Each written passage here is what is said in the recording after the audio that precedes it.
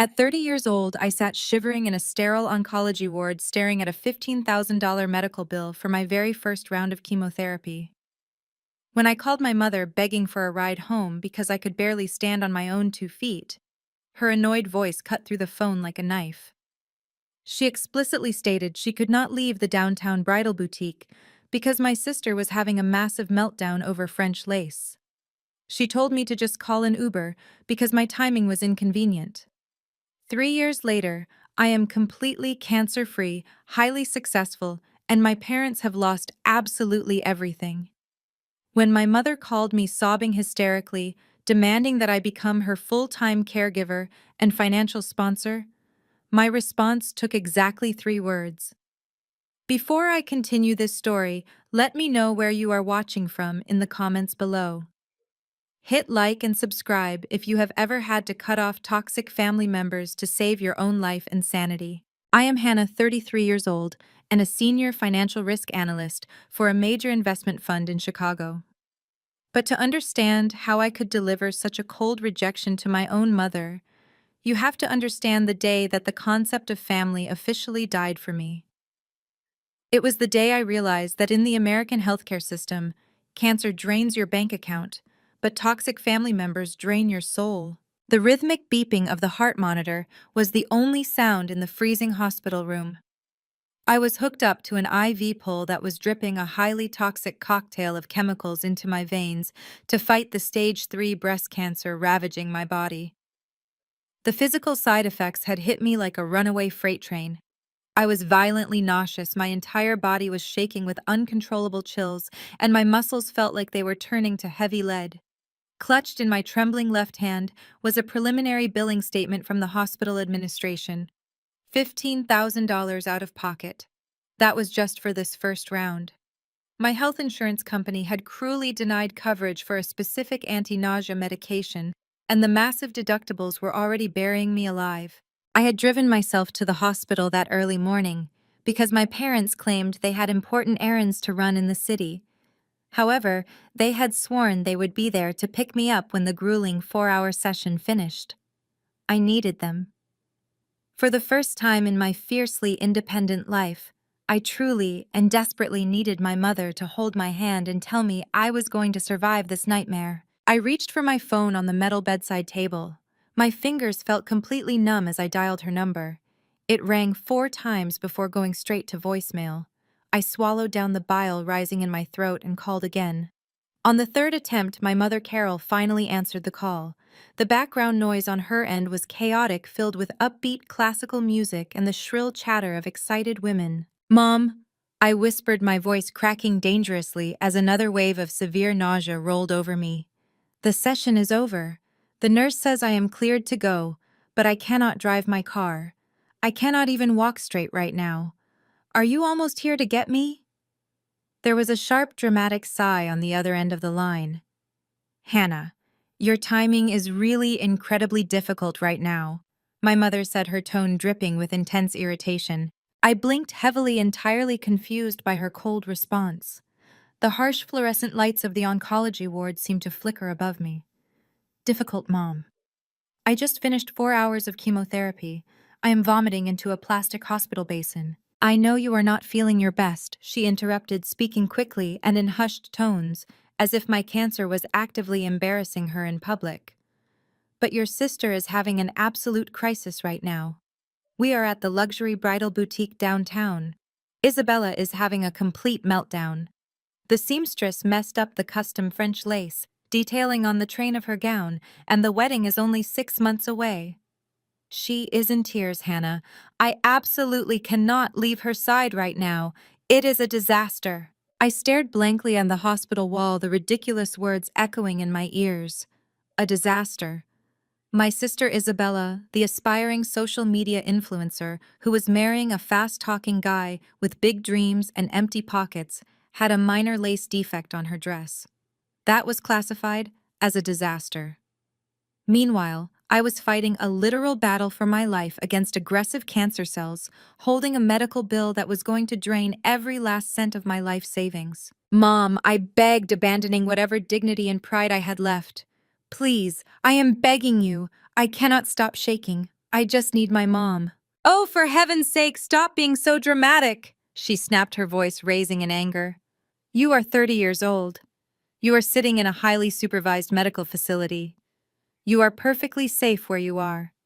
Isabella is hyperventilating in a fitting room and needs her mother. Just call an Uber. It is only $50 to get back to your apartment. We will call you tomorrow when things settle down here. This dress situation has to be fixed today. Before I could say another word, the line went dead. I pulled the phone away from my ear and stared at the dark screen. The profound realization of my place in this family hit me harder than the harsh chemotherapy drugs coursing through my system. I was the scapegoat. I had always been the scapegoat. Isabella was the untouchable golden child, and her superficial wedding aesthetic took absolute precedence over my fight against a terminal illness. I did not cry. The tears simply refused to fall. Instead, a cold, hard knot of pure survival instinct formed deep in the pit of my stomach. I looked down at the $15,000 medical bill in my lap. My parents had explicitly promised to help me with these overwhelming costs. They possessed a massive joint savings account they always bragged about, claiming it was strictly for family emergencies. But I knew in that exact moment with crystal clarity that not a single cent of that money would ever go toward saving my life. It would go toward imported French lace. It would go toward expensive catering and extravagant floral arrangements for a one-day party. I pressed the call button for the nurse. When she arrived, her face softened with genuine sympathy as she saw me violently shivering. I need to be discharged right now, I told her, my voice eerily steady, despite the physical agony I was enduring. She carefully removed the IV needle from my arm and taped a small cotton bandage over the bruised puncture site. She kindly offered to wheel me down to the lobby in a chair, but I refused. I gathered my belongings, walked my trembling body to the hospital billing department, and handed over my personal credit card, wiping out a massive chunk of the financial safety net I had worked years as a risk analyst to build. I walked out into the freezing Chicago air and ordered a ride. Sitting in the back seat of that stranger's car, battling intense waves of sickness and exhaustion, I opened my phone contacts. I found my mother's number. I pressed delete. I found my father's number. I pressed delete. I found Isabella's number. I pressed delete. I made a silent, unbreakable vow to myself as the city skyline blurred past the car window. I was going to fight this cancer entirely on my own. I was going to survive. I was going to rebuild my wealth. And I was going to excise these toxic people from my life as ruthlessly as the surgeons had excised the tumor from my body. I walked into my empty apartment that evening, locked the heavy deadbolt, and officially became an orphan by choice. 3 years is a long time in the corporate world, but it is an absolute eternity when you are fighting for your life. Fast forward exactly 36 months from that freezing night outside the oncology ward. I am 33 years old, officially in remission, and my hair has grown back into a sharp, sleek bob that perfectly matches my professional reputation. I did not just survive the poison they pumped into my veins to kill the cancer. I let that same toxic precision reshape my entire personality. Today, I am a senior financial risk analyst for one of the most ruthless investment funds in the country. My daily job involves dissecting failing corporate structures, identifying massive liabilities, and excising them before they can destroy an entire financial portfolio. I took that exact same highly aggressive corporate strategy and applied it to my personal life. My sanctuary is a minimalist, ultra-modern penthouse overlooking the Chicago skyline. The environment I built is completely sterile of drama. I purchased this luxury space with the massive performance bonuses I earned by being the most calculating, unbothered analyst on my trading floor. When you realize that you can face the terrifying reality of death entirely alone, the intimidation tactics of wealthy old men in corporate boardrooms completely lose their power. My peace is absolute. I maintain a strict no-contact policy with my biological relatives. I have not spoken a single syllable to my mother, Carol, my father Thomas, or my golden child sister Isabella in 3 full years. I did not attend Isabella's lavish destination wedding. I did not send a baby gift when she gave birth to her child. I simply vanished from their narrative, allowing them to live in the artificial status-obsessed reality they valued over my actual life. I became a ghost who just so happened to have an exceptional stock portfolio and zero emotional baggage. The silence I cultivated was expensive, hard-won, and fiercely protected.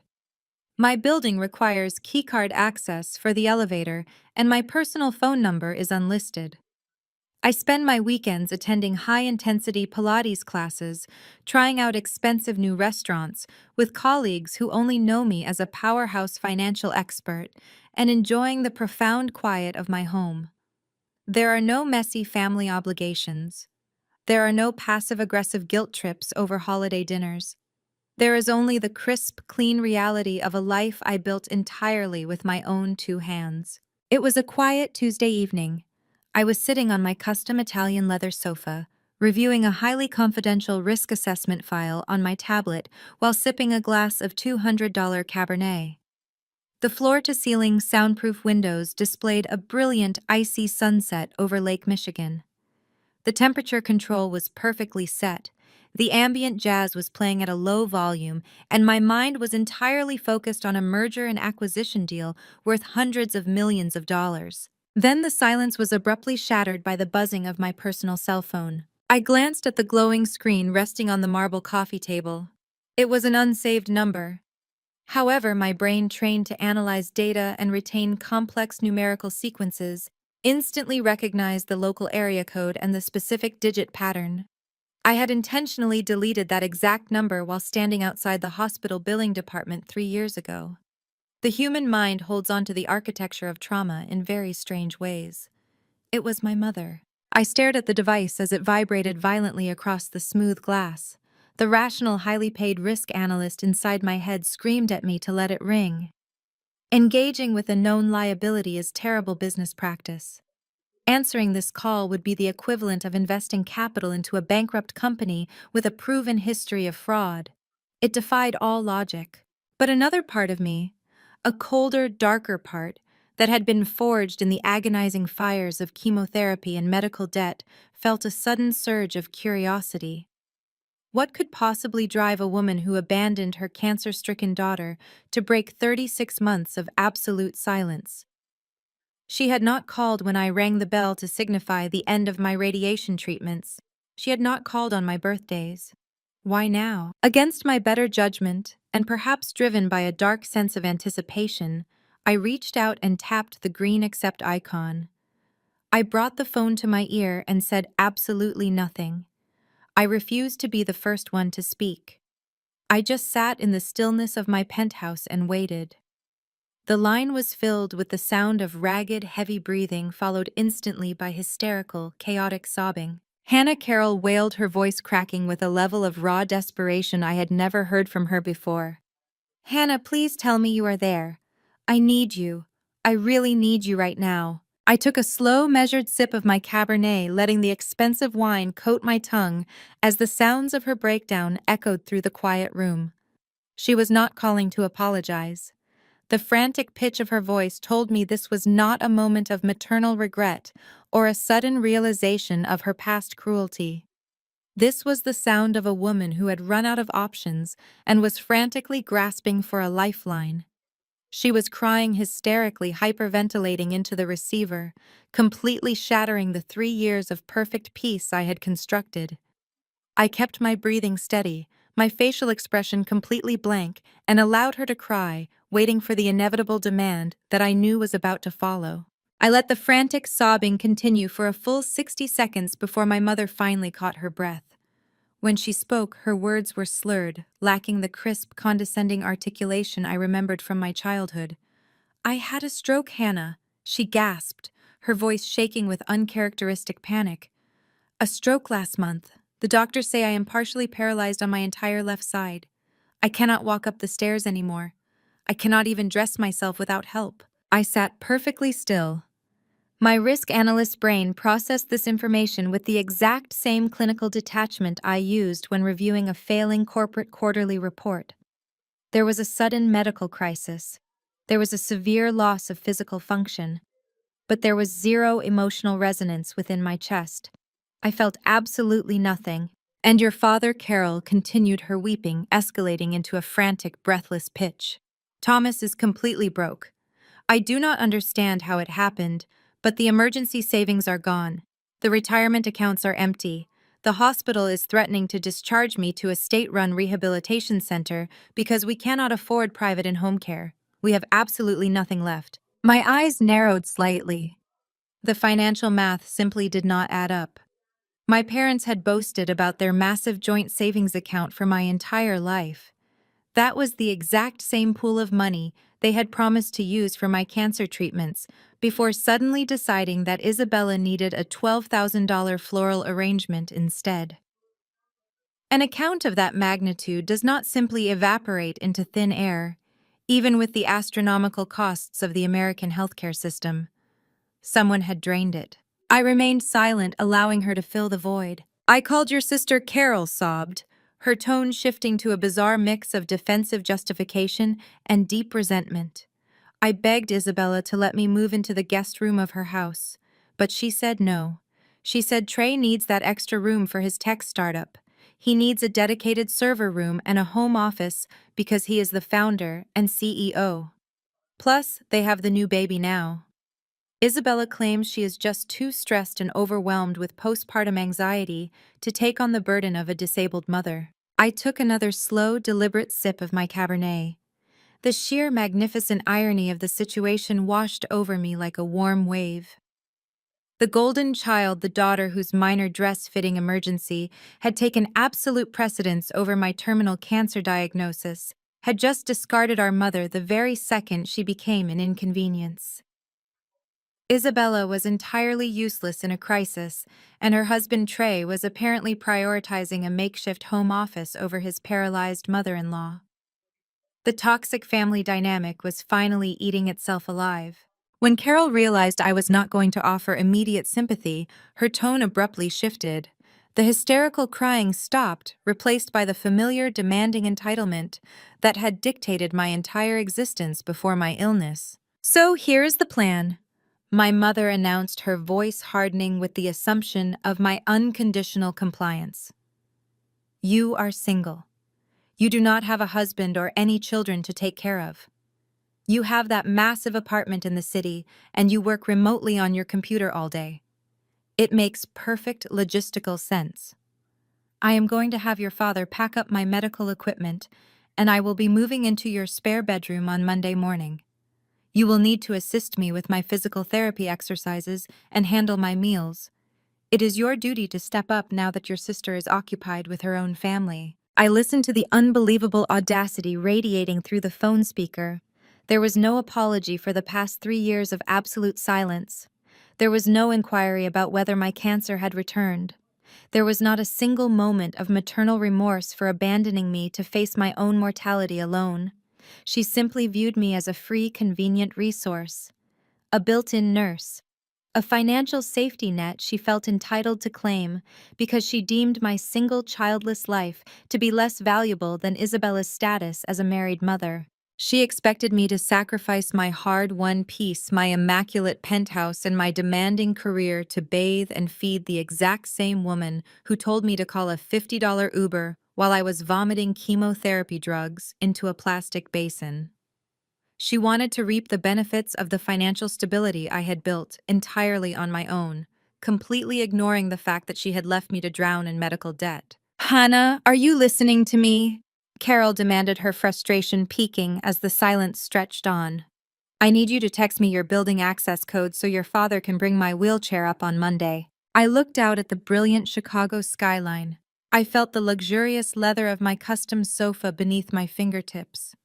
I thought about the $15,000 medical bill I had paid entirely by myself, the nights I had spent shivering alone in a cheap apartment, and the ruthless strength I had forged from their total abandonment. I brought the phone closer to my mouth.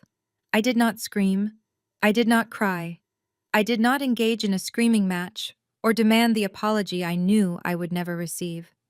I simply spoke with the absolute chilling authority of a woman who owed this family absolutely nothing. Try GoFundMe. I pressed the red end call icon, Then, with a single tap of my finger, I blocked the number permanently. I set the phone face down on the marble table, picked up my wine glass, and went right back to analyzing my corporate merger files. The silence that filled the penthouse was profoundly beautiful, and my peace remained entirely undisturbed. My perfect peace lasted exactly 14 hours. Wednesday morning in Chicago was brutal and gray, the kind of weather that perfectly matched the sterile high-stakes environment of the investment firm where I worked. The lobby of my corporate building is a fortress of imported Italian marble-polished glass and armed security guards in tailored suits. It is designed specifically to keep unauthorized liabilities out. I walked through the heavy revolving doors at precisely 7:45, holding my black coffee, my mind already running complex risk algorithms on a volatile tech portfolio. I was wearing a charcoal gray tailored blazer, my professional armor. I approached the security turnstiles, reaching into my leather tote for my encrypted access badge. I felt utterly untouchable. The voice echoed sharply off the marble walls, cutting through the low hum of professional networking and the clicking of expensive dress shoes. It was not a polite morning greeting. It was an accusation. I froze, my badge hovering an inch above the optical scanner. Nobody in this building called me by my first name with that specific whining inflection. My colleagues addressed me by my title or my surname. I turned around slowly, my risk analyst instincts instantly shifting from corporate portfolios to personal threats. Standing directly in the center of the expansive corporate lobby, positioned perfectly to block my path to the elevators, were my sister Isabella and her husband Trey. They had bypassed the outer security desk by lingering in the public artisan coffee shop attached to the lobby, waiting like predators for me to make my morning approach. I analyzed them with the same ruthless efficiency I applied to fraudulent corporate balance sheets. Isabella looked carefully curated for the role of the overwhelmed, desperate victim. She was wearing oversized designer sunglasses to hide her eyes, a luxurious cashmere wrap thrown hastily over her shoulders, and holding a perfectly staged crumpled tissue. Beside her stood Trey. My African-American brother-in-law was dressed in a bespoke midnight blue suit that screamed newly minted chief executive officer. I noted the hand-stitched lapels, the custom silk pocket square, and the $2,000 Italian leather loafers. He was dressed like a man who had successfully secured a massive Series A funding round, which made his presence here aggressively begging a financial analyst to house his disabled mother-in-law incredibly hypocritical. Before I could say a single word or summon security, Trey closed the distance between us. He deliberately raised his voice, ensuring his booming baritone echoed across the polished floors to reach the maximum number of ears. "You are a cold-hearted monster!" Hannah Trey announced, his tone dripping with self-righteous venom and calculated theatricality. Several senior partners and junior analysts stopped in their tracks, turning their heads to watch the drama unfold. Trey wanted an audience. He wanted to leverage my professional environment to publicly shame me into total submission. "I cannot even begin to comprehend the level of absolute selfishness it takes to hang up on your paralyzed mother," Trey continued, stepping aggressively into my personal space to physically intimidate me. "In my culture, family is everything. We take care of our elders. We honor the people who gave us life. We do not throw them away like garbage just because they become inconvenient to our selfish lifestyles." He swept his arm out, gesturing dramatically to the luxurious, towering lobby surrounding us. He was painting a very specific picture for my colleagues to witness. "You sit up here in your corporate ivory tower making millions of dollars, while the woman who birthed you is about to be tossed into some underfunded, horrific state facility. You have no children. You have no real responsibilities. Isabella and I are drowning trying to raise a newborn while I build my startup from the ground up. It is your fundamental duty to take Carol in. You owe this family." Right on cue, Isabella initiated phase 2 of their ambush strategy. She let out a loud theatrical sob that carried perfectly across the room. She clutched Trey's expensive silk sleeve, burying her face into his shoulder as if her legs could no longer support her weight. "I cannot do it anymore, Hannah," Isabella wailed, ensuring every passing executive could hear her manufactured agony. "I am so overwhelmed with postpartum anxiety. The baby kept me up all night, and now Mom needs 24-hour medical care. How could you be so evil? You survived cancer, but it is like your heart completely died in that hospital bed. You have no soul left. Mom is terrified and crying, and you just told her to use GoFundMe. What is wrong with you? The whispering began. I could see the sideways glances from the corporate associates holding their briefcases. In the high-stakes financial sector, reputation is currency. Isabella and Trey had banked their entire strategy on the assumption that I would do absolutely anything, including surrendering my home, my wealth, and my sanity, to avoid a scandalous public scene in front of my senior directors. They fully expected me to panic. They expected me to cry, to apologize, to usher them quickly through the security gates, to hide them in a private conference room where they could extort me in peace. But they had made a catastrophic miscalculation in their risk assessment. They thought they were dealing with the frightened, desperate 30-year-old cancer patient they had callously abandoned 3 years ago. They did not realize that the grueling chemotherapy had burned away every last ounce of my compliance, leaving only cold, hard steel behind. I did not feel panic. I felt a hyper-focused, icy clarity. I looked at Isabella's waterproof mascara completely unsmudged, despite her loud, racking sobs. I looked at Trey's custom-tailored suit, my brain instantly running the numbers on the exact cost of the imported fabric and the high-end tailoring. I knew exactly where the capital for that bespoke suit had come from. I stood my ground, my posture perfectly straight, my coffee cup perfectly steady in my hand. I let the heavy, uncomfortable silence stretch for a long moment, allowing the sheer audacity of their public accusation to settle over the lobby. The armed security guards were watching me closely, hands hovering near their radios, waiting for my signal to intervene and physically remove the threat. I did not give the signal. I was going to handle this massive liability myself, right here in the open, directly on my own territory. I did not break eye contact with Trey. I let his self-righteous heavy breathing fill the space between us. The corporate sharks surrounding us had paused their morning commutes, forming a loose semicircle of highly interested spectators. Isabella sniffled loudly again, trying to prompt my emotional collapse. Instead of cowering, I slowly shifted my coffee cup to my left hand. I reached into my leather tote bag with my right hand and pulled out my smartphone. I unlocked the screen with a single fluid motion. I did not look angry. I looked entirely bored. I tapped open my social media application and navigated directly to Isabella's public profile. She had hundreds of thousands of followers she updated daily, which meant her digital footprint was a massive goldmine of financial evidence. I scrolled back exactly 3 years. My thumb moved with lethal precision through hundreds of staged maternity photos, luxury vacation posts, and curated aesthetic updates until I found exactly what I was looking for: the massive, highly produced destination wedding album.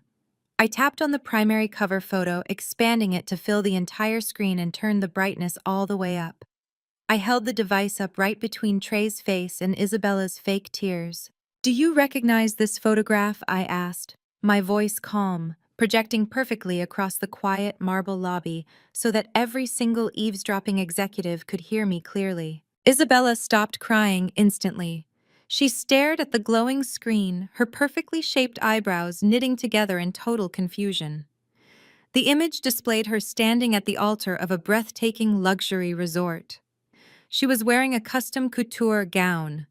Trey was standing next to her in a vibrant, meticulously tailored tuxedo. But what dominated the frame was the floral arrangement. Cascading walls of rare imported pink peonies wrapped around the entire altar and overflowed from Isabella's massive bridal bouquet. It was a masterclass in financial excess. Trey shifted his weight, his expensive leather loafers squeaking slightly against the polished floor. "What does our wedding day have to do with you abandoning your sick mother?" he demanded, trying to steer the narrative back to his moral high ground. I lowered the phone slightly, locking my eyes onto his. "It has absolutely everything to do with it," I replied, my voice dropping to a deadly, icy register. "Let us talk about those traditional family values you just spent the last 5 minutes screaming about in my lobby," I said, taking a deliberate step forward. I pointed a manicured finger at the screen. That beautiful, oversized bouquet of imported French peonies you are holding in this picture cost exactly $12,000. The floral arches behind you cost another $30,000. I know the exact numbers because I audited the billing statements before I cut contact. My parents paid for every single petal. They paid for it using the exact joint savings account they had explicitly promised to use to cover my out-of-pocket chemotherapy bills. I let that piece of information detonate in the dead silence of the room. I watched the blood completely drain from Isabella's face. Her fake victim persona shattered into a million pieces. The surrounding partners and junior analysts exchanged shocked glances. The public shaming they had attempted to inflict on me had just been violently reversed, leaving them entirely exposed in front of the very crowd they tried to weaponize against me. I turned my attention back to Trey, running my eyes slowly up and down his immaculate outfit. And that beautiful handcrafted midnight blue suit you are wearing right now. I continued, my tone razor sharp. That costs roughly $5,000 from the luxury tailor downtown, a tailor my father introduced you to. You are standing here dripping in luxury goods funded entirely by my parents' depleted retirement and savings accounts. You drained them dry to fund your fake chief executive officer lifestyle and your lavish wedding aesthetic. And now that the money is completely gone and Carol has become a severe medical liability, you have the absolute audacity to dump her on my doorstep and call me a monster. Trey opened his mouth to speak, but his booming baritone had completely vanished. He stuttered, looking around at the wealthy executives who were now glaring at him with pure disgust. Isabella shrank back, pulling her cashmere wrap tighter around herself, utterly humiliated now that her perfect social media facade had been violently ripped apart in public.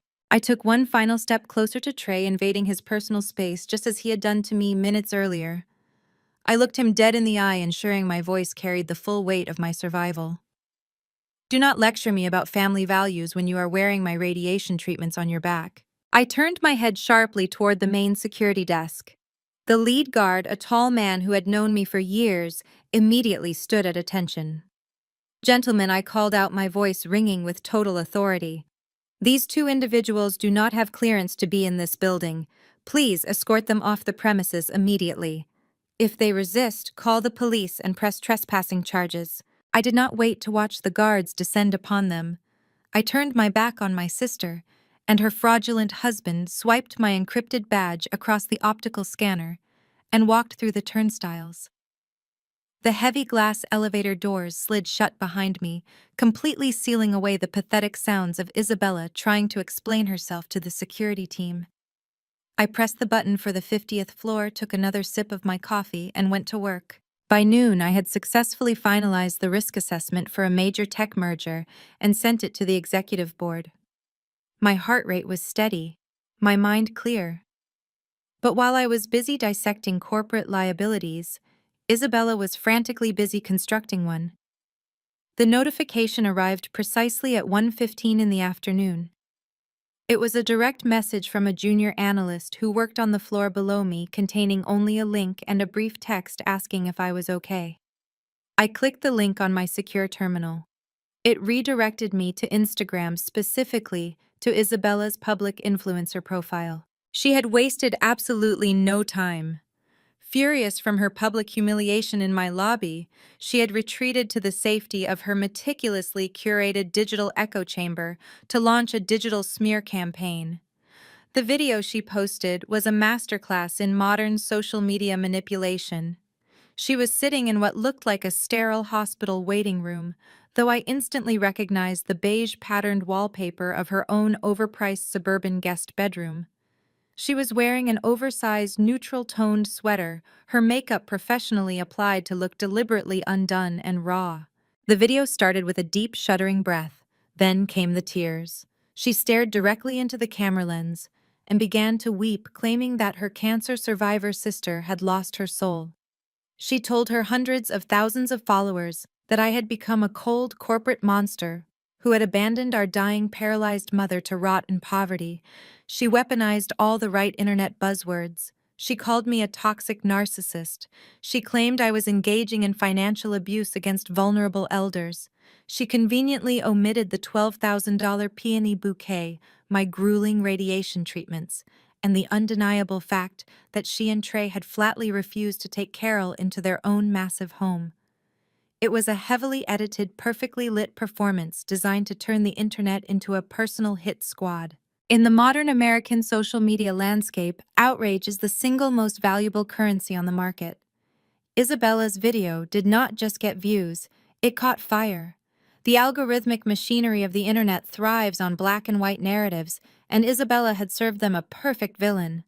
I watched the view count tick upward in real time, jumping from 50,000 to 500,000 in a matter of hours.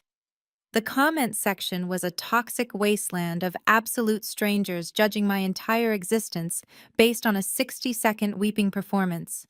People who had never met me, who knew absolutely nothing about the agonizing reality of facing chemotherapy completely alone, were leaving thousands of hateful comments. They called me a disgrace to women. They said my cancer survival was a tragic waste of medical resources. They demanded that my corporate employer fire me immediately for lacking basic human empathy. The mob mentality was staggering. Internet psychologists with ring lights began posting stitches of her video, diagnosing me with dark triad personality traits based entirely on Isabella's fabricated narrative. Other influencers, desperate to siphon off some of the viral engagement, began posting reaction videos. They stared solemnly into their front-facing cameras, offering fake prayers for my poor mother, while shamelessly plugging their own affiliate discount codes in the caption. Isabella was actively fanning the flames. She pinned comments calling for my professional ruin and posted tearful replies thanking her community for supporting a struggling mother of a newborn. She was ruthlessly monetizing my private family trauma to boost her engagement metrics and secure more brand deals for her page. Then came the flying monkeys. My personal cell phone began vibrating with an endless stream of text messages from extended family members. My Aunt Beatrice, who had explicitly told me she was too busy hosting a neighborhood book club to bring me soup, after my surgical operations texted me a massive paragraph calling me a disgrace to the bloodline. My cousin, who had borrowed $5,000 from me years ago and never paid it back, posted a public status declaring he was officially cutting me out of his life. The digital witch hunt had breached the walls of my real life. For a brief fleeting moment, the human inside me wanted to fight back. The instinct to pull out my own camera record, a raw video exposing the truth about the wedding flowers and the stolen chemotherapy funds, was incredibly strong. I wanted to scream my defense into the void. I wanted to humiliate her to her entire digital audience and clear my name. But I am not a frantic social media influencer. I am a senior financial risk analyst. I do not deal in emotional outbursts. I deal in hard data, calculated leverage, and total destruction. Responding online would only give Isabella exactly what she wanted. It would give her more views, more engagement, and more victimhood currency. It would validate her public tantrum. I recognized this digital smear campaign for exactly what it was. It was a massive data leak. It was a liability that needed to be contained and neutralized through official, undeniable channels. I closed the social media application. I opened my phone settings and completely disabled all notifications. I blocked the incoming text messages from the extended family without reading another single word they wrote. I placed the phone face down on my mahogany desk. The ambient noise of the trading floor outside my glass office remained steady. I took a deep, centering breath, completely locking away my anger in a steel vault inside my mind. I was not going to fight Isabella in the court of public opinion. I was going to crush her in the court of financial reality. I picked up my secure office phone and dialed a private number I kept specifically for high-level corporate emergencies. I did not call a public relations firm to manage the scandal. I called a ruthless private forensic accountant, a man whose entire career revolved around unearthing hidden financial rot for billionaire clients. He answered on the second ring. His voice was sharp and discreet. I did not waste time with pleasantries. I gave him the full legal names of my mother Carol, my father Thomas, my sister Isabella, and my brother-in-law Trey. I need a complete financial autopsy, I instructed him, my voice completely devoid of emotion. I want every single bank account, every line of credit, every mortgage document, and every wire transfer scrutinized. I want to know exactly how a massive retirement fund vanished into thin air. I want to know exactly who signed the checks. Leave no stone unturned. The accountant did not ask questions. He simply confirmed the receipt of the names and promised a preliminary file within 48 hours. I hung up the receiver.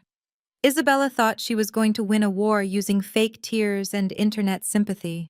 She had no idea that I had just authorized a financial strike that would permanently dismantle the entire illusion of her perfect life. I turned back to my dual monitors, pulled up my next corporate risk portfolio, and went back to work. The remainder of my workday was an exercise in extreme compartmentalization. While my professional mind navigated the complex algorithms of international trade, my personal phone sitting face down on the polished mahogany desk continued to vibrate with a relentless angry rhythm. The digital smear campaign Isabella had orchestrated was operating exactly as designed, mobilizing the classic toxic family defense mechanism. The flying monkeys had been officially unleashed. By the time I returned to my penthouse that evening, the sheer volume of harassment was staggering. I poured myself a glass of sparkling water, sat at my kitchen island, and finally turned over the device. The notification screen was a glowing monument to familial hypocrisy. There were dozens of text messages, voicemails, and direct messages from extended family members who had not spoken a single word to me in 3 years. My Aunt Beatrice, who conveniently claimed she was too busy attending a neighborhood wine tasting to drop off groceries after my double mastectomy, had sent a massive block of text. She called me an ungrateful disgrace to the family bloodline, demanding I immediately drive to the hospital and beg on my knees for my mother's forgiveness. My Uncle Paul, a man who had famously dodged my calls when I was desperately trying to borrow $500 to keep my electricity on during my medical bankruptcy, left a scathing voicemail. He shouted that my corporate success had turned me into a cold, ruthless monster, and that I owed it to my parents to provide financial support in their old age. Cousins I had not seen since high school flooded my inbox with identical, heavily emotional lectures about the sacred duty of family. It was a highly coordinated, multi-directional assault designed to break my resolve through sheer emotional exhaustion. They were using shame as a weapon, banking on the societal expectation that a daughter must unconditionally sacrifice herself for her parents, regardless of the abuse she endured. But they fundamentally misunderstood the woman they were attacking. I did not feel shame. I felt a profound, almost clinical sense of vindication.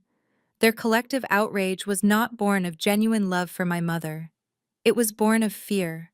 My absolute refusal to play the role of the compliant self-sacrificing scapegoat threatened the entire family ecosystem.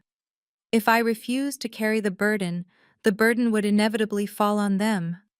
They were not defending Carol out of loyalty. They were attacking me out of self-preservation. I did not reply to a single message. Engaging with irrational hostility is a guaranteed loss on investment. Instead, I treated the incoming vitriol as a massive data collection exercise. I opened a secure encrypted cloud folder on my personal laptop and named it Family Liabilities. Operating with the same detached efficiency I used to process corporate risk portfolios, I began taking screenshots of every single text message, social media comment, and direct message. I meticulously logged the timestamps, the sender names, and the exact nature of their demands. I downloaded the abusive voicemails and saved them as audio files into the digital vault. This was my armor. Every hateful word they typed became documented legal evidence. I was building an impenetrable fortress of proof against any future claims of elder abuse or neglect they might try to leverage against me.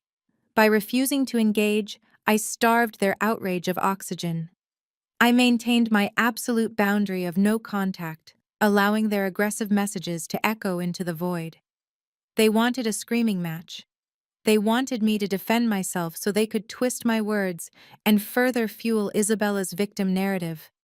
I gave them absolutely nothing but deafening, impenetrable silence. 48 hours later, the preparation phase ended and the execution phase began. The private forensic accountant arrived at my penthouse precisely at 8 o'clock on Friday evening.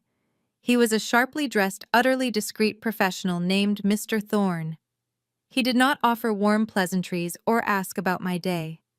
He simply walked into my living room, accepted a glass of water, and placed a thick encrypted hard drive on my marble coffee table. He understood that we were not here to socialize. We were here to perform a financial autopsy. We sat across from each other at my dining table, the city lights illuminating the space around us. I opened my secure laptop, connected the drive, and entered the decryption password he provided. A massive directory of financial records, bank statements, property deeds, and credit histories materialized on my screen. The data encompassed every financial move my mother, my father, Isabella, and Trey had made over the past 5 years. "I have compiled the preliminary asset tracking report," Mr. Thorne said, his voice flat and analytical. "As requested, I followed the liquidity. The financial architecture of your parents' estate is completely unstable. There are massive capital hemorrhages that directly contradict the narrative of a sudden medical bankruptcy." I leaned forward, my eyes scanning the heavily redacted bank statements. "Talk to me about the retirement accounts," I instructed, pulling up a spreadsheet that detailed my father's historical investments.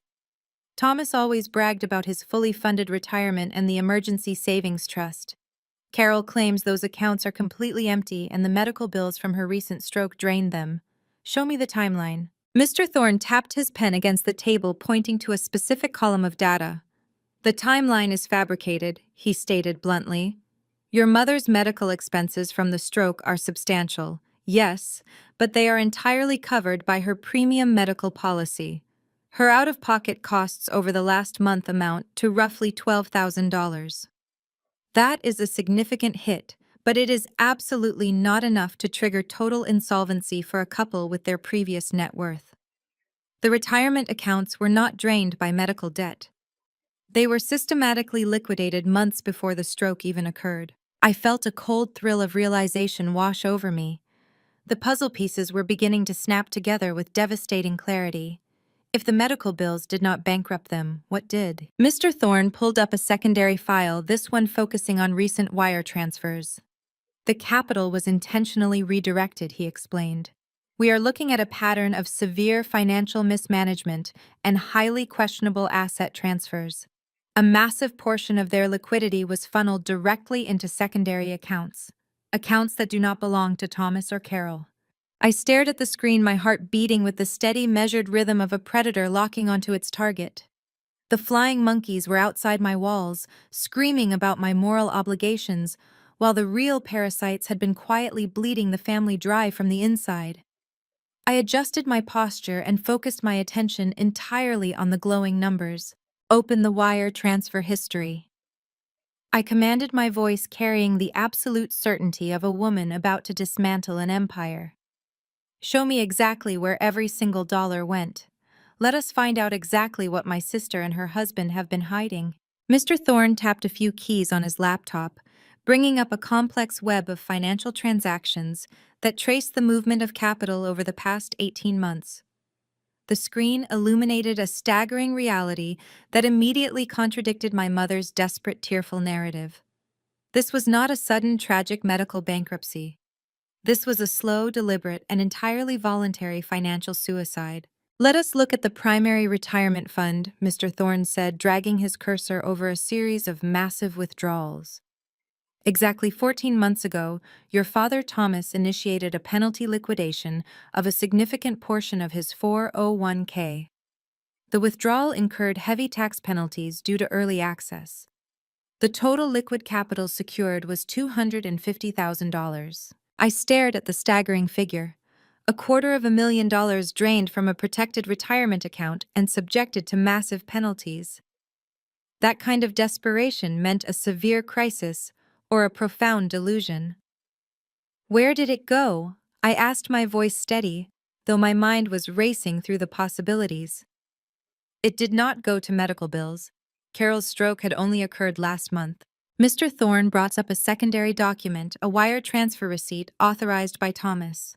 The entire sum of $250,000 was transferred via certified wire to a commercial banking account registered under a Delaware limited liability company named Apex Innovations, LLC. I felt a cold smile begin to form on my lips. Apex Innovations, LLC. The name sounded exactly like the kind of meaningless buzzword, heavy corporate entity a man in a bespoke suit would invent to sound important at networking events. Pull up the corporate registration for Apex Innovations, I instructed, though I already knew exactly whose name would be listed as the primary managing director. Mr. Thorne obliged, opening a state business registry file. The LLC was registered precisely 15 months ago. The sole registered agent and managing director is listed as Trayvon Davis. Trey. The man who had stood in my corporate lobby less than 48 hours ago wearing a custom $5,000 suit screaming at me about my lack of family values and my selfish refusal to support his disabled mother-in-law. He had publicly shamed me for not opening my home and my wallet, all while he was actively sitting on $250,000 of my parents' retirement savings. He had drained their future to fund his startup fantasy, leaving them completely destitute when a genuine medical emergency finally struck. Is the company operational? I asked, shifting into full risk analysis mode. What is the current liquidity of Apex Innovations? Mr. Thorne brought up another spreadsheet, this one detailing corporate banking records.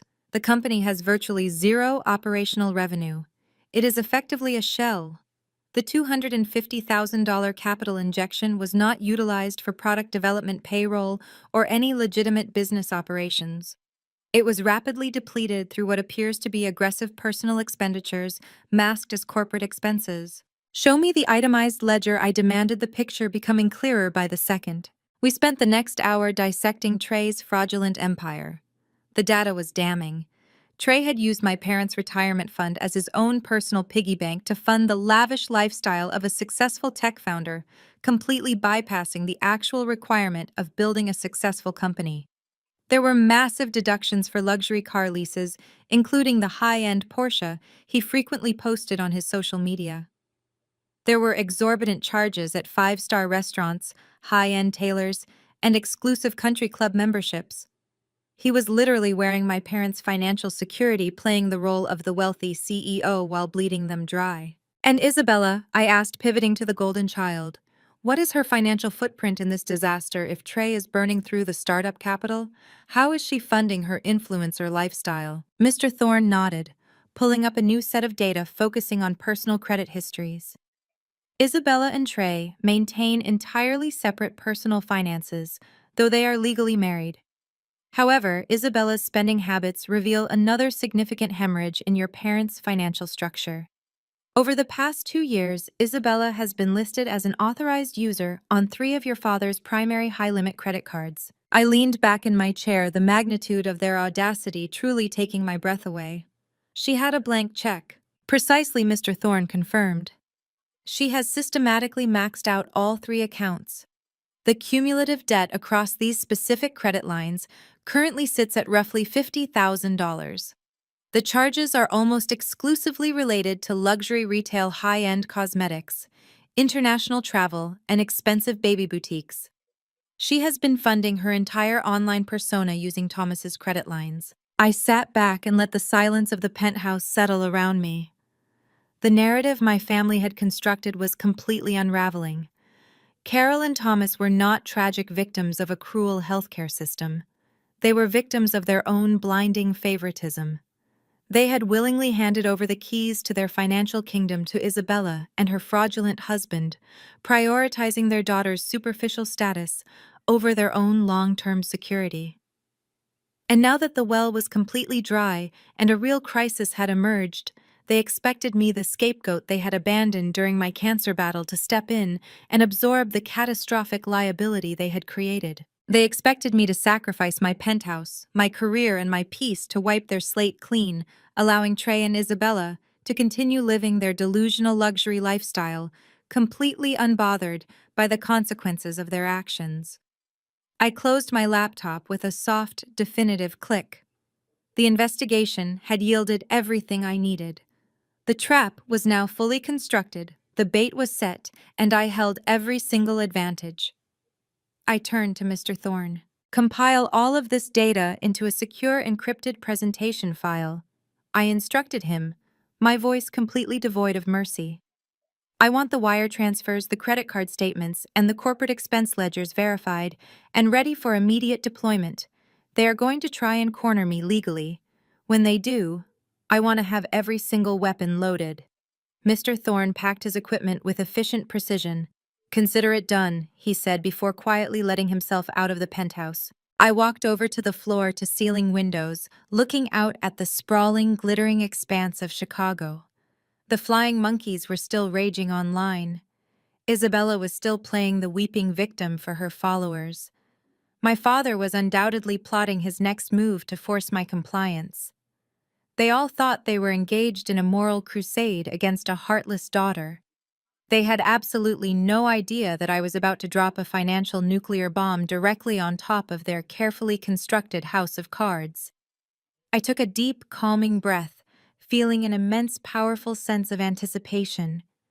The battle lines were drawn, and I was more than ready for war. The first official strike from my father arrived exactly 72 hours later. It did not come in the form of an angry text message or another pathetic social media stunt by my sister. It arrived wrapped in the cold, unforgiving machinery of the American legal system. I was stepping out of my building, handing a coffee to my doorman, when a man in a wrinkled gray windbreaker suddenly stepped into my path. He did not look like a corporate professional. He held a thick, sealed manila envelope in his right hand. He locked eyes with me, asked to confirm my full legal name, and the moment I nodded, he thrust the heavy envelope against my chest. He uttered the 4 words that can make even the most seasoned financial executive feel a sudden spike of adrenaline.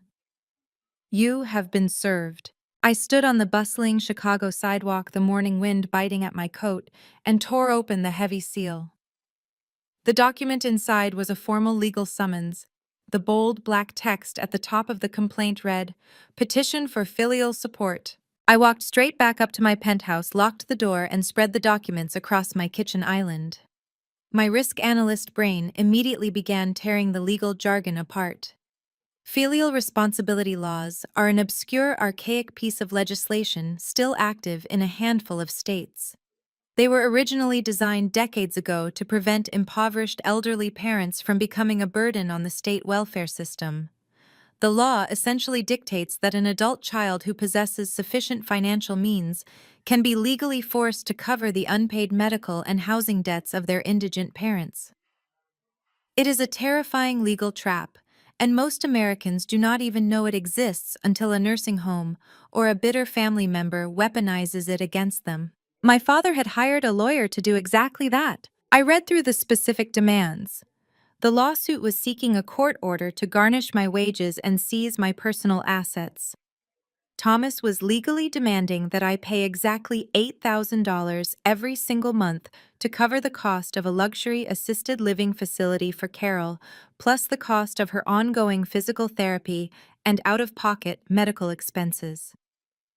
The lawsuit conveniently omitted the fact that Thomas had voluntarily drained his own retirement accounts to fund Trey and his fake tech startup.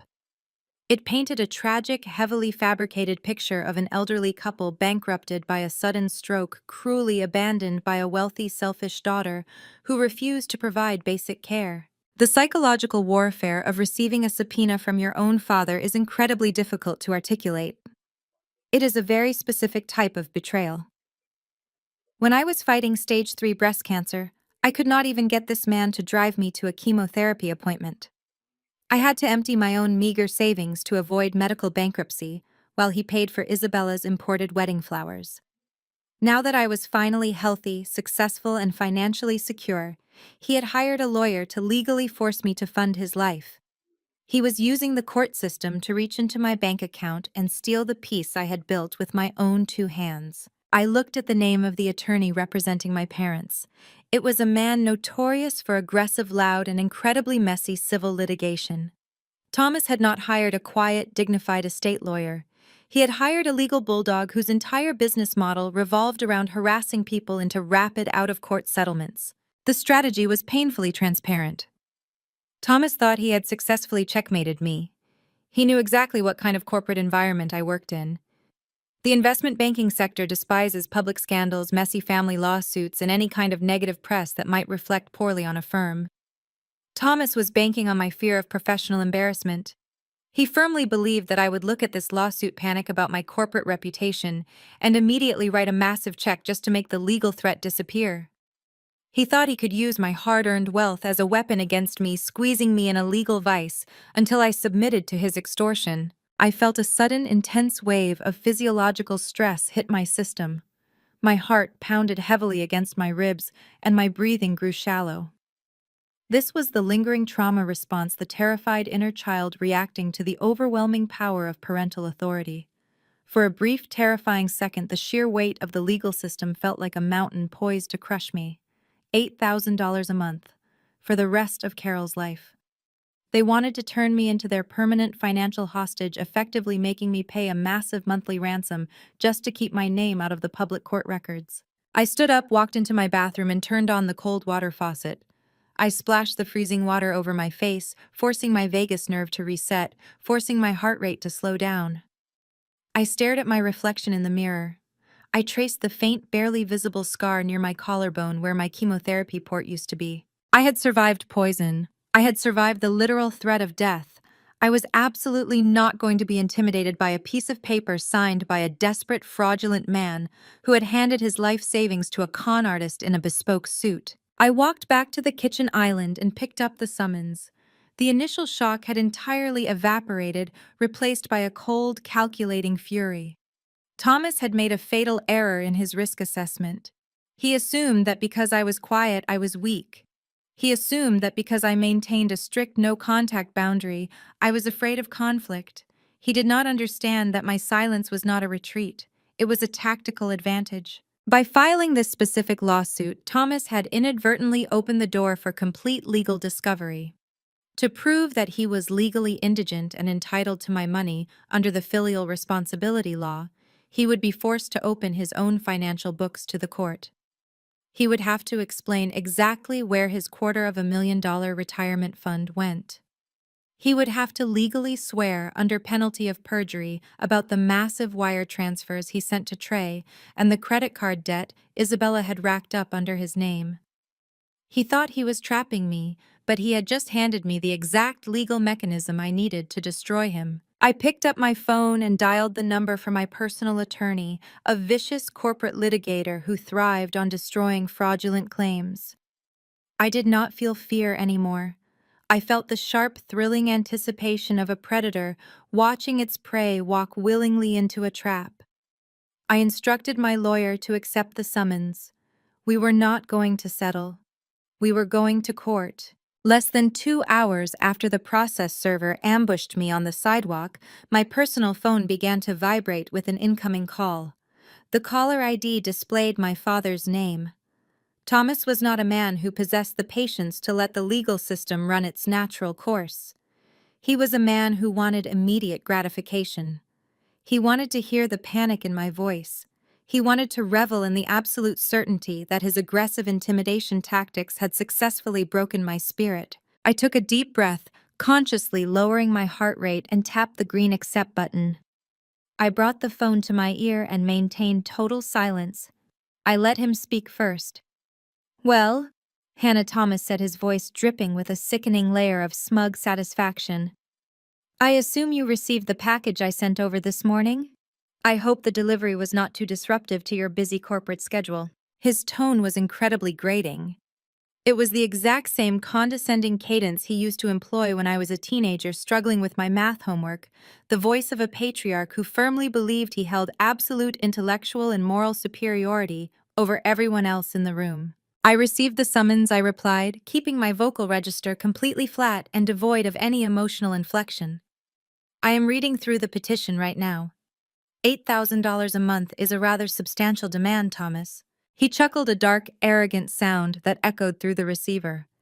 "It is a necessary demand. Your mother requires specialized medical care, and as her highly successful, wealthy daughter, the state law clearly dictates that you are financially obligated to provide for her. We did not want to involve the courts, Hannah. We really did not.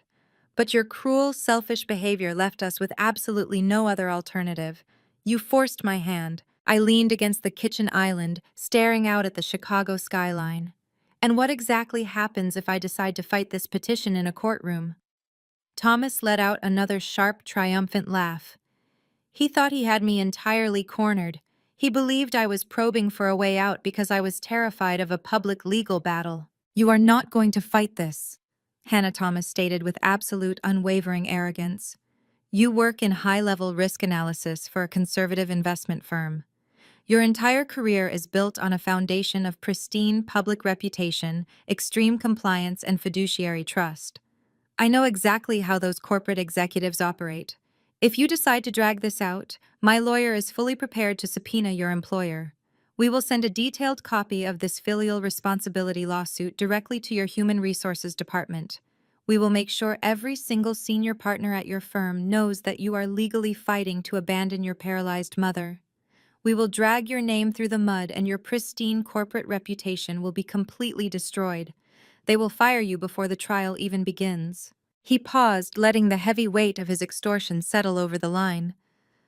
"But we can make all of this go away quietly," Thomas continued, shifting seamlessly from aggressive threat to fake benevolence. "My lawyer has drafted an out-of-court settlement agreement. You sign a legally binding contract committing to pay the $8,000 every month, plus a lump sum of $50,000 to cover our immediate legal fees and past medical debts.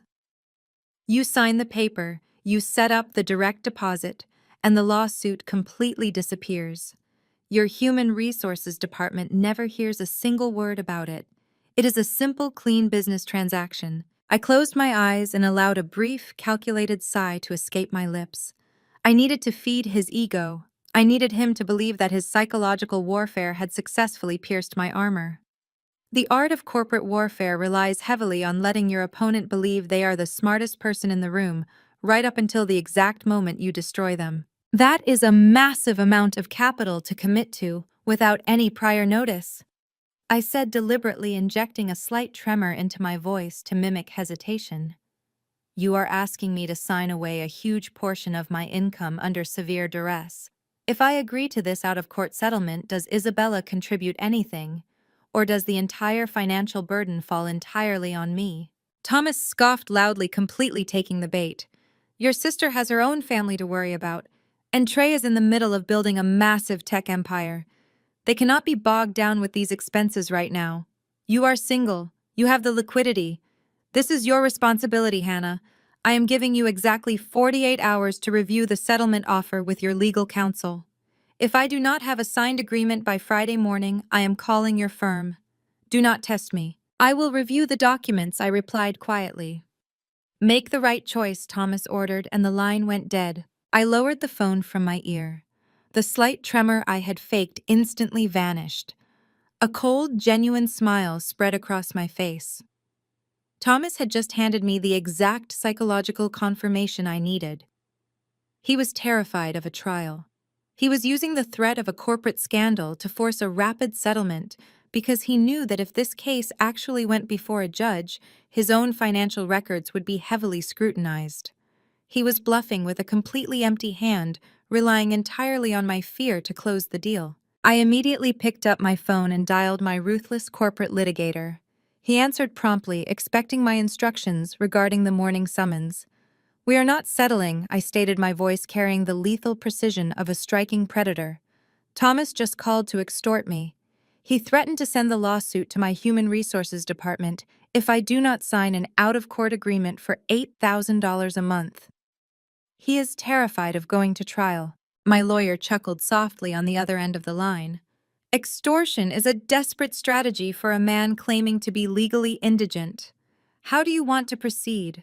In the American legal system, discovery is a brutal, invasive process. It is the phase of litigation where neither side can hide their paperwork. For a risk analyst, it is the ultimate weapon. I want you to file an immediate response refusing the settlement I commanded, and then I want you to file a motion for full, uncompromising financial discovery. Subpoena every single bank account, credit card, and retirement fund belonging to Thomas and Carol. Request a mandatory audit of their asset transfers over the past 24 months. If Thomas wants to use the legal system to claim he is impoverished, we are going to force him to legally swear under penalty of perjury exactly where his $250,000 retirement fund went. Consider it done, my lawyer replied, the excitement evident in his professional tone. We will demand a full accounting of all wire transfers. The judge will require a complete financial autopsy before ever considering a filial responsibility claim. Execute the discovery motion immediately, I said. We are going to drag Trey's fraudulent startup and Isabella's credit card debt straight into the harsh light of a courtroom. Let us see how much my father enjoys the legal system when it is actively ripping his own secrets apart. I ended the call and walked back over to the floor-to-ceiling windows overlooking the city. The trap was fully primed. Thomas thought he was playing a game of intimidation, but he had just walked blindly into a financial slaughterhouse. The legal mechanism of discovery is not swift. It took 3 grueling weeks of brutal legal maneuvering to secure the data. Thomas and his sleazy lawyer fought tooth and nail to quash the subpoena. They filed desperate motions to seal their banking records, citing elder abuse and extreme emotional harassment. They claimed I was a wealthy, vindictive corporate executive trying to bankrupt my paralyzed mother through legal fees. But my personal attorney, a vicious litigator named Richard, tore through their flimsy objections like wet tissue paper. The judge granted our motion for full financial discovery without a second thought. Thomas was legally compelled to hand over every single bank statement, tax return, and credit card ledger from the past 5 years, all sworn under penalty of perjury. When the heavy banker's boxes of documents finally arrived at Richard's downtown law office, I took a personal day from the investment firm. I walked into the glass-paneled conference room, holding my usual black coffee, my posture perfectly straight. Mr. Thorne, my private forensic accountant, was already there sitting next to Richard. They had spent the entire weekend cross-referencing Thomas's sworn legal affidavits against the hard data we had previously unearthed. He lied, Richard stated flatly, the absolute second I sat down at the table. He lied on his initial court filing, and he tried to sanitize these discovery documents. But Mr. Thorne caught the discrepancies immediately. I took a slow sip of my coffee, feeling a cold wave of anticipation settle in my chest. Show me the true bankruptcy, I commanded. Richard slid a thick blue legal binder across the polished mahogany table. Let us start with the foundation of their entire lawsuit, the medical bills. Thomas filed a petition under the filial responsibility law claiming that your mother's stroke completely wiped out their life savings. That is a carefully fabricated narrative. Mr. Thorne tapped a spreadsheet displaying Carol's official hospital statements. Your mother possessed an incredibly robust premium Medicare Advantage plan. The stroke was tragic, yes, but her actual out-of-pocket medical expenses over the past 2 months amounted to exactly $14,200. For a couple who boasted a net worth approaching $1 million just a few years ago, $14,000 is a minor manageable setback. It is absolutely not a fast track to total insolvency. I stared at the numbers printed on the crisp white paper. They had weaponized my mother's illness. They used her physical paralysis as a convenient smokescreen to hide their catastrophic financial failures. They wanted a judge to look at a woman in a wheelchair and force me to open my checkbook out of pure societal guilt. If the medical bills did not bankrupt them, I said, leaning forward and resting my elbows on the table, then we moved to the parasites. Exactly, Richard said, a predatory grin forming on his face. This is where your father committed flagrant perjury. He attempted to redact several massive outgoing wire transfers from his primary retirement account, claiming they were classified business investments. He legally swore that these funds were lost due to market volatility. That is a federal crime when you are under a discovery order. Mr. Thorne pulled up the unredacted wire logs we had secured directly from the banking institution. Thomas liquidated exactly $250,000 from his 401k 14 months ago. He absorbed a massive tax penalty to get that cash out quickly. Within 48 hours of the liquidation, the entire $250,000 was wired to a commercial account registered to Apex Innovations, LLC. Trey's fake tech startup, I murmured, feeling the sheer weight of their audacity pressing into the room. My father gutted his own future to fund his son-in-law's delusion. It gets so much worse, Mr. Thorne continued, adjusting his glasses. We audited the operational expenses of Apex Innovations. The company is completely dead in the water. Trey has no viable product, no actual clients, and zero generated revenue. What he does have is a staggering burn rate. He used your parents' retirement money to sign a lease on a commercial office space downtown that he rarely visits. He authorized corporate funds to lease a luxury Porsche SUV, categorizing it as a client acquisition vehicle. He expensed five-star dinners, custom-tailored suits, and first-class flights to networking events where he secured absolutely zero venture capital. He played the role of a highly successful tech founder while bleeding your parents entirely dry. I let out a harsh, humorless laugh. Trey had stood in the lobby of my corporate building wearing a bespoke suit funded by my father's retirement and screamed at me about family values. He called me a monster for not taking Carol into my home, all while he was actively spending the money that should have paid for her assisted living facility. The absolute staggering hypocrisy was almost beautiful in its dark perfection. And the golden child, I asked, turning my attention back to the legal binder. Isabella could not possibly maintain her influencer aesthetic without a steady stream of capital. If Trey was burning the startup cash on his own ego, how was she affording her lifestyle? Richard pulled out a stack of credit card statements that were so thick they required a heavy binder clip. This is the final nail in the coffin of their lawsuit, he stated. Isabella is listed as an authorized user on 3 of your father's high-yield credit cards. Over the past 24 months, she has systematically maxed out every single one of them. I scanned the itemized billing statements. The charges were a masterclass in superficial excess. Thousands of dollars spent at luxury baby boutiques for staged nursery photos. Exorbitant bills from high-end cosmetic dermatologists. Receipts from destination resorts where she filmed her fabricated picture-perfect life. She was charging luxury organic groceries, designer handbags, and daily artisanal coffees directly to Thomas. The total unsecured debt sat at an astonishing $50,000. She swiped her father's credit card for a $3,000 stroller just so she could post a single photo with it while Carol was struggling to pay her premium insurance deductibles. They enabled her. I whispered, the final pieces of my childhood trauma clicking into place. They abandoned me in a chemotherapy ward because I was an inconvenience. But they willingly handed Isabella a blank check to fund her fake internet reality. They literally bankrupted themselves to buy her affection and maintain the illusion of a perfect, wealthy family.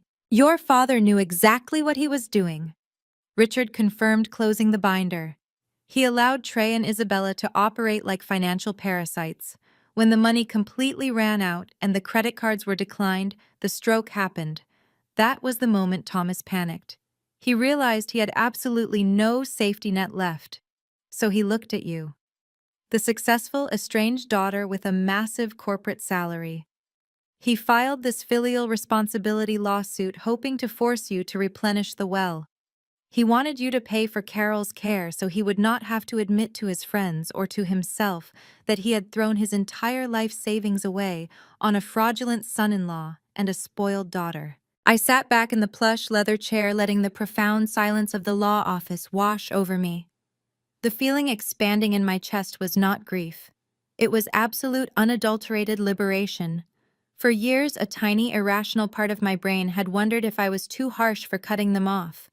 Now, staring at the cold, hard data, I knew that walking away had been the only thing that saved me from being entirely consumed by their toxicity. They think they have me cornered, I said softly, looking at Richard and Mr. Thorne. They think this lawsuit is going to break me. With this discovery evidence, Richard replied confidently, we can get the lawsuit dismissed with prejudice tomorrow. The judge will throw it out the second he sees the perjury regarding the retirement funds. No, I countered, a lethal strategy fully forming in my mind. Do not dismiss it yet. Let Thomas keep paying his sleazy lawyer. Let Trey and Isabella continue to believe they have won. I want to look them in the eye at the mediation table. I want to watch their faces when they realize I know absolutely everything. Richard leaned back in his leather chair, a slow, predatory smile matching my own. He closed the thick blue binder with a satisfying thud. "We will let them walk into that mediation room next week, completely blind," he said. "We will let Thomas play his hand before we drop the guillotine." I left the law office that afternoon feeling a profound, dangerous sense of clarity.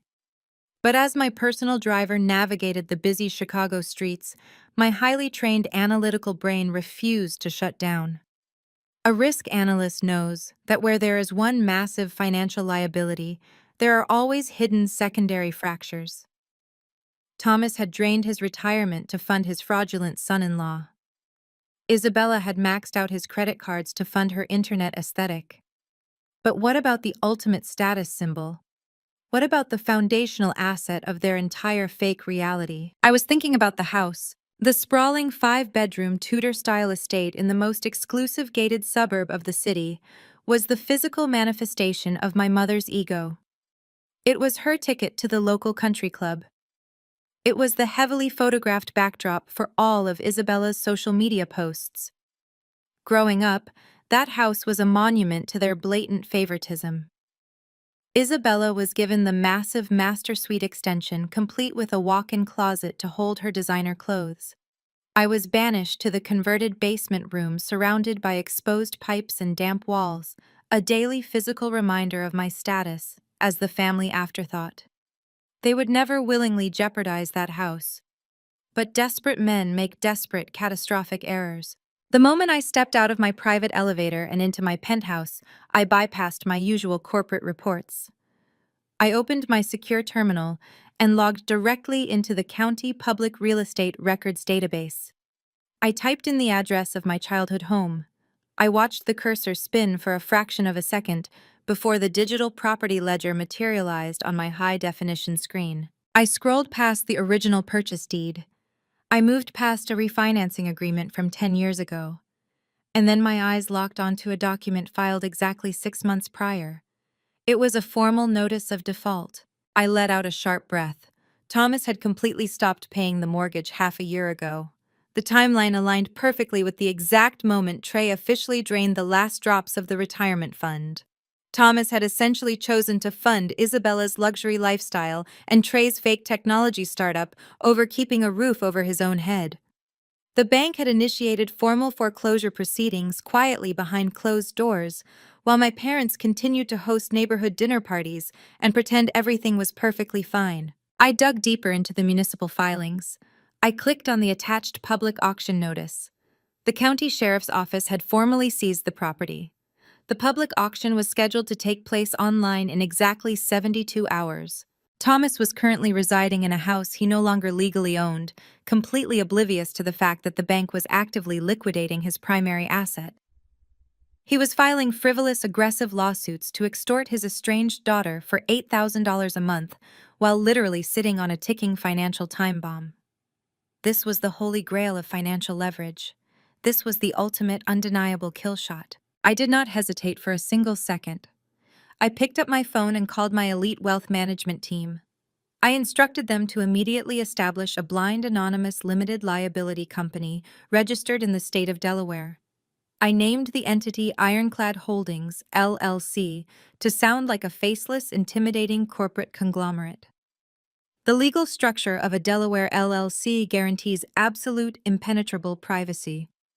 My personal name would not appear on a single public property document or bank transfer. Next, I authorized a massive liquid cash transfer from my private investment portfolio directly into the LLC purchasing account.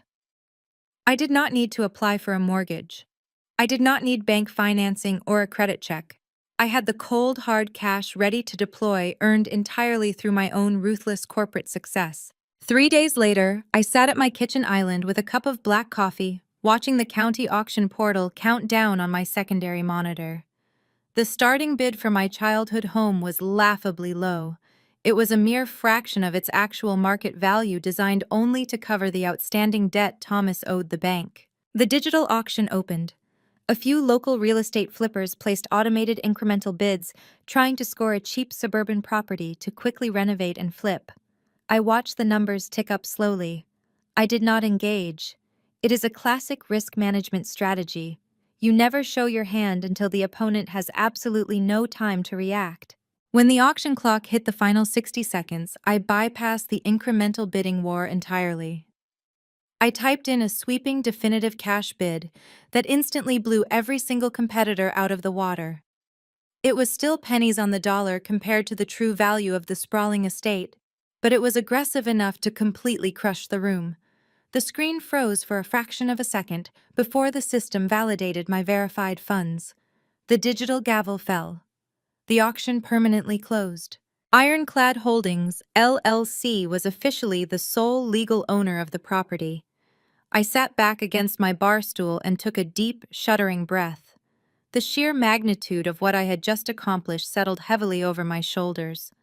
I now held the absolute legal deed to the very house where my mother had told me my cancer diagnosis was an inconvenience.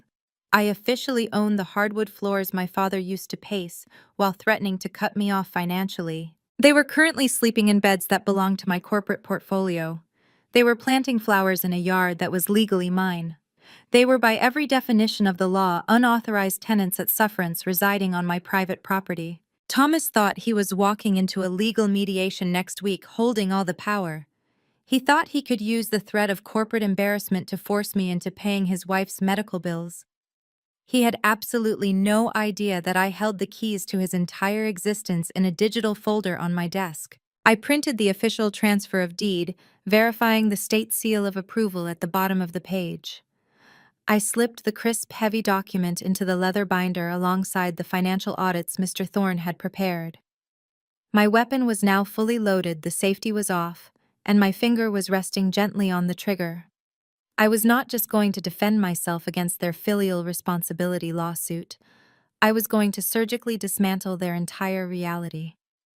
I packed my briefcase for the upcoming mediation, feeling a level of absolute terrifying power I had never known before. The morning of the mediation arrived with a heavy, relentless downpour that washed the Chicago streets a cold, slick gray.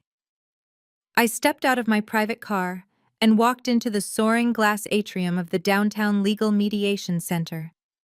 My personal attorney Richard walked smoothly beside me, carrying the heavy leather briefcase that contained the absolute destruction of my biological family. I wore a pristine white tailored suit. It was a deliberate, highly calculated wardrobe choice.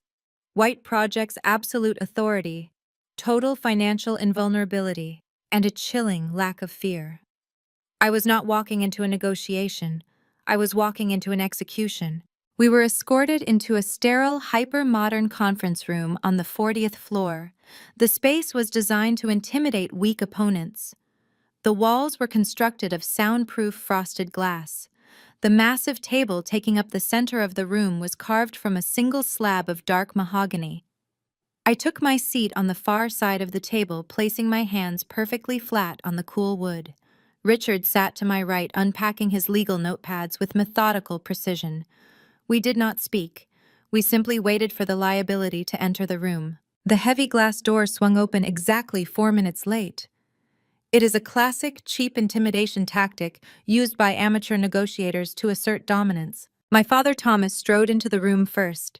He wore a stiff, outdated charcoal suit, his chin tilted aggressively upward.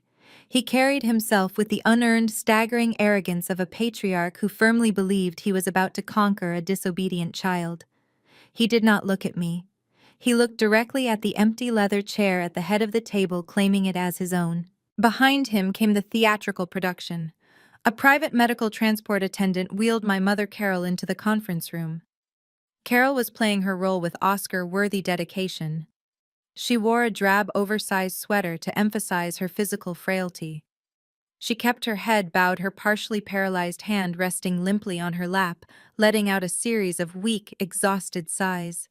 She wanted every single person in the room to look at her wheelchair and immediately brand me as a heartless, evil corporate monster. Following closely behind the wheelchair were the true financial parasites. Isabella walked in, clutching a $5,000 designer handbag, her face arranged into a mask of triumphant moral superiority. She looked at my pristine white suit and actually scoffed aloud, rolling her eyes, as if my professional success was a personal insult to her manufactured struggles. Beside Isabella walked Trey. My brother-in-law was dressed in yet another custom-tailored imported wool suit. He carried a sleek high-tech portfolio under his arm, perfectly playing the role of the wildly successful startup founder, who had simply taken time out of his incredibly busy executive schedule to support his tragic family. He pulled out a chair for Isabella, with exaggerated gentlemanly flair, shooting me a glare filled with pure sanctimonious disgust. Finally, their legal representation entered and closed the heavy door. Their lawyer was a sharp-featured, slick-looking man named Mr. Harding. He possessed the greasy, aggressive energy of a man who made his living exclusively through out-of-court extortion. He slapped a thick manila folder onto the mahogany table and sat down next to Thomas, rubbing his hands together. "Let us dispense with the pleasantries," Mr. Harding began, his voice loud and artificially commanding. "We are all busy professionals, and my clients have endured a staggering amount of emotional and physical trauma due to your client's profound neglect. We are here to finalize the terms of the filial responsibility settlement so this family can begin the grueling process of healing." I remained completely motionless. I did not blink. I kept my eyes locked dead onto my father's face. Mr. Harding slid a stapled legal contract across the smooth surface of the table until it stopped directly in front of Richard. My clients initially demanded $8,000 a month to cover the cost of Carol's assisted living and medical care. Mr. Harding continued, leaning forward to press his advantage. However, due to the extreme psychological distress caused by Hannah's refusal to cooperate immediately, and taking into account the projected inflation of long-term medical inflation, that number has been officially revised. The new demand is $10,000 a month, paid directly into a trust managed by Thomas. I let out a slow, quiet breath. The sheer magnificent greed was staggering. $10,000 a month was not a medical care budget. It was an executive salary. It was a lifestyle subsidy designed to keep Isabella's credit cards active and Trey's fraudulent startup afloat. You will also provide a lump sum payment of $75,000 to cover retroactive medical debts and our legal fees, Mr. Harding added, tossing a cheap plastic pen onto the contract. Thomas finally looked directly at me. His eyes were cold, hard, and entirely devoid of any paternal affection. "You brought this on yourself, Hannah," he stated, his voice dripping with condescension. "If you had just answered the phone and done your duty as a daughter, we could have avoided these massive legal fees. But you chose to be selfish. Now you have to pay the price." Trey decided this was his moment to insert his fake moral authority into the legal record. He crossed his arms over his bespoke suit and shook his head in performative disappointment. $10,000 a month is an absolute bargain to save your career," Hannah Trey said, his baritone voice echoing off the glass walls. "You make millions of dollars pushing numbers around on a screen, while we are in the trenches actually building companies and raising a family. You should be thanking us for allowing you to settle this behind closed doors. In my culture, abandoning your mother is an unforgivable sin. We are giving you a chance to buy your soul back." Isabella sniffled loudly, dabbing her perfectly dry eyes with a tissue. "I just want my mom to be safe," she whispered to the room, ensuring the mediator could hear her fake agony. "I cannot sleep at night, knowing she might be thrown out on the street because my own sister is hoarding her wealth." Mr. Harding tapped his finger against the mahogany table, drawing the focus back to the contract. "The terms are completely non-negotiable. You sign that document today, and you set up the direct deposit by Friday morning. If you refuse, or if you attempt to counteroffer, we leave this room and we go directly to trial." Mr. Harding leaned in closer, dropping his voice to a threatening conspiratorial whisper. "And before we file the trial motion, I will personally courier a completely unredacted copy of this filial responsibility lawsuit directly to the global head of human resources at your investment firm. I will attach a summary detailing your refusal to assist a paralyzed woman. Your firm manages billions in conservative pension funds. They will fire you before your lunch break to avoid the public relations nightmare. You sign the paper right now, Hannah, or we completely destroy your public image and end your career today." The silence in the mediation room was heavy, suffocating, and absolute. Thomas smirked, leaning back in his leather chair, thoroughly convinced he had just successfully extorted his own flesh and blood. Trey checked his luxury watch with an arrogant flick of his wrist. Isabella crossed her legs, waiting for me to break down and surrender my wealth. I looked at the cheap plastic pen resting on top of the extortion contract. Then I slowly turned my head and looked at Richard. My attorney did not look worried. He looked like a man who was about to unleash an absolute bloodbath. I gave him a single, barely perceptible nod. It was time to pull the pin on the grenade. Trey misinterpreted my silence. He mistook my tactical patience for corporate panic. He leaned back in his heavy leather chair, a wide, magnanimous smile spreading across his face as he confidently unbuttoned his custom suit jacket. He actually believed he was about to secure a permanent funding stream for his luxurious lifestyle. "Look," Hannah Trey said, his tone shifting into the smooth, practiced pitch of a Silicon Valley grifter trying to court a naive venture capitalist. "I know 10,000 a month sounds like a massive heavy lift, even for a corporate executive like you. But I am not going to let you take a loss on this deal. My tech startup, Apex Innovations, is currently entering the final stages of our Series C funding round. We are actively preparing for a massive initial public offering by the fourth quarter of this fiscal year." I kept my face completely expressionless, allowing him to dig his own grave as deep as he possibly could. "Consider this an early-stage investment." Trey continued, gesturing broadly with his hands to emphasize his fake authority. "You signed this contract to take care of Carol today, and I give you my personal guarantee as a founder and chief executive officer. The absolute second my company hits the stock market and we IPO, I will pay you back double. I will hand you $20,000 for every $10,000 you put in, plus a highly generous equity package in Apex Innovations. You are not just saving your mother, you are getting in on the ground floor of a unicorn tech company. I am literally offering to make you exponentially wealthier." Isabella nodded enthusiastically beside him, her designer handbag clutched tightly in her lap. "We are just trying to find a solution where everybody wins." "Hannah," she added sweetly, completely dropping her weeping victim routine, now that she thought the monthly cash was secured. "Trey is going to be incredibly successful. You should be thanking him for offering you such a lucrative return on your investment." I looked at the cheap plastic pen resting on top of their extortion contract. I reached out with my right hand. I did not pick it up. I placed my index finger against the plastic casing and slowly, deliberately pushed it across the smooth mahogany surface.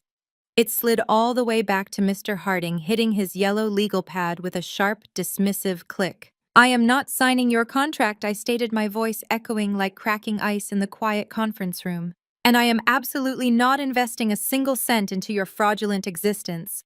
Thomas slammed his fist down on the table, his face turning an angry mottled red. "You stupid, arrogant girl," he shouted, losing his temper instantly. "I gave you a chance to do this quietly. Mr. Harding, prepare the court filings. We are going to trial. We are destroying her career today." Mr. Harding reached for the contract, fully prepared to carry out the threat. Before he could move another muscle, Richard unclasped his heavy leather briefcase. He reached inside and pulled out the thick blue legal binder containing the completely unredacted financial discovery records Mr. Thorne had meticulously compiled. Richard did not slide it gently. He slammed it down directly in the center of the table. The heavy thud made Isabella jump in her seat. "We highly encourage you to go to trial." "Thomas," Richard said, his voice laced with pure predatory joy, "because the discovery phase is already complete, and it appears you committed flagrant federal perjury on your sworn financial affidavits." Mr. Harding froze. His hand hovered over the table. The aggressive, slick demeanor of the extortion lawyer instantly vanished, replaced by the sharp, terrifying realization that his own client had lied to him. "What is this?" Mr. Harding demanded, pulling the blue binder toward himself. "That is a complete financial autopsy of your client's so-called medical bankruptcy," I answered, taking total control of the room. My risk analyst training kicked into overdrive. I looked directly at my father. "Thomas, you filed a filial responsibility lawsuit claiming that Carol's stroke completely wiped out your life savings. You legally swore that you were destitute due to catastrophic out-of-pocket medical expenses. Thomas swallowed hard, his jaw muscle twitching nervously. That is the truth. It is a verifiable, easily disproven lie, I countered, my voice rising in volume and absolute authority. Carol's Medicare Advantage plan covered almost everything. Her actual out-of-pocket medical expenses over the past 2 months totaled exactly $14,200. That is not a bankruptcy event for a man who boasted a net worth approaching $1 million. So let us talk about where the real money went. I leaned forward, locking my cold eyes with my father. Tell your lawyer exactly what you did 14 months ago, Thomas. Tell him about the $250,000. Thomas turned completely pale. He looked at Mr. Harding, then looked away suddenly, unable to make eye contact with anyone in the room. Since you suddenly lost your voice, I will explain it for the legal record, I said, tapping my manicured nail against the table.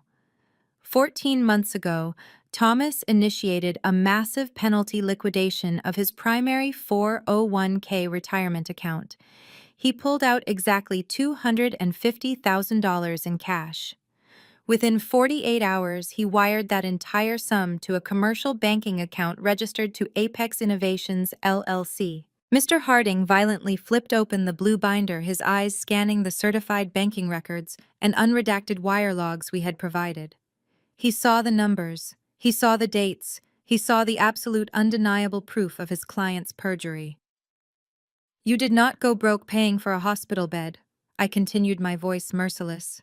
You voluntarily gutted your own future to fund Trey's fake technology startup.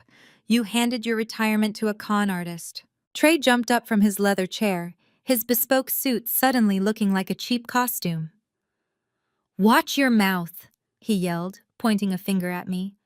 My company is entirely legitimate.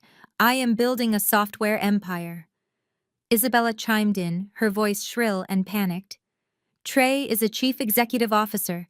You are just jealous because you work for someone else. I ignored them completely, keeping my focus locked entirely on the broken patriarch sitting across from me. And let us not forget the other massive financial hemorrhage in this portfolio, I said, turning my gaze to Isabella. Thomas, why did you not inform your attorney about the 3 high-yield credit cards you allowed your golden child to use? The ones she systematically maxed out over the past 24 months to fund her luxury internet lifestyle. $50,000 in unsecured debt spent entirely on designer handbags, luxury cosmetics, and international vacations. I watched Mr. Harding physically recoil from Thomas. A lawyer can defend many things, but they cannot defend a client who actively lies to them during the discovery phase of a financial lawsuit.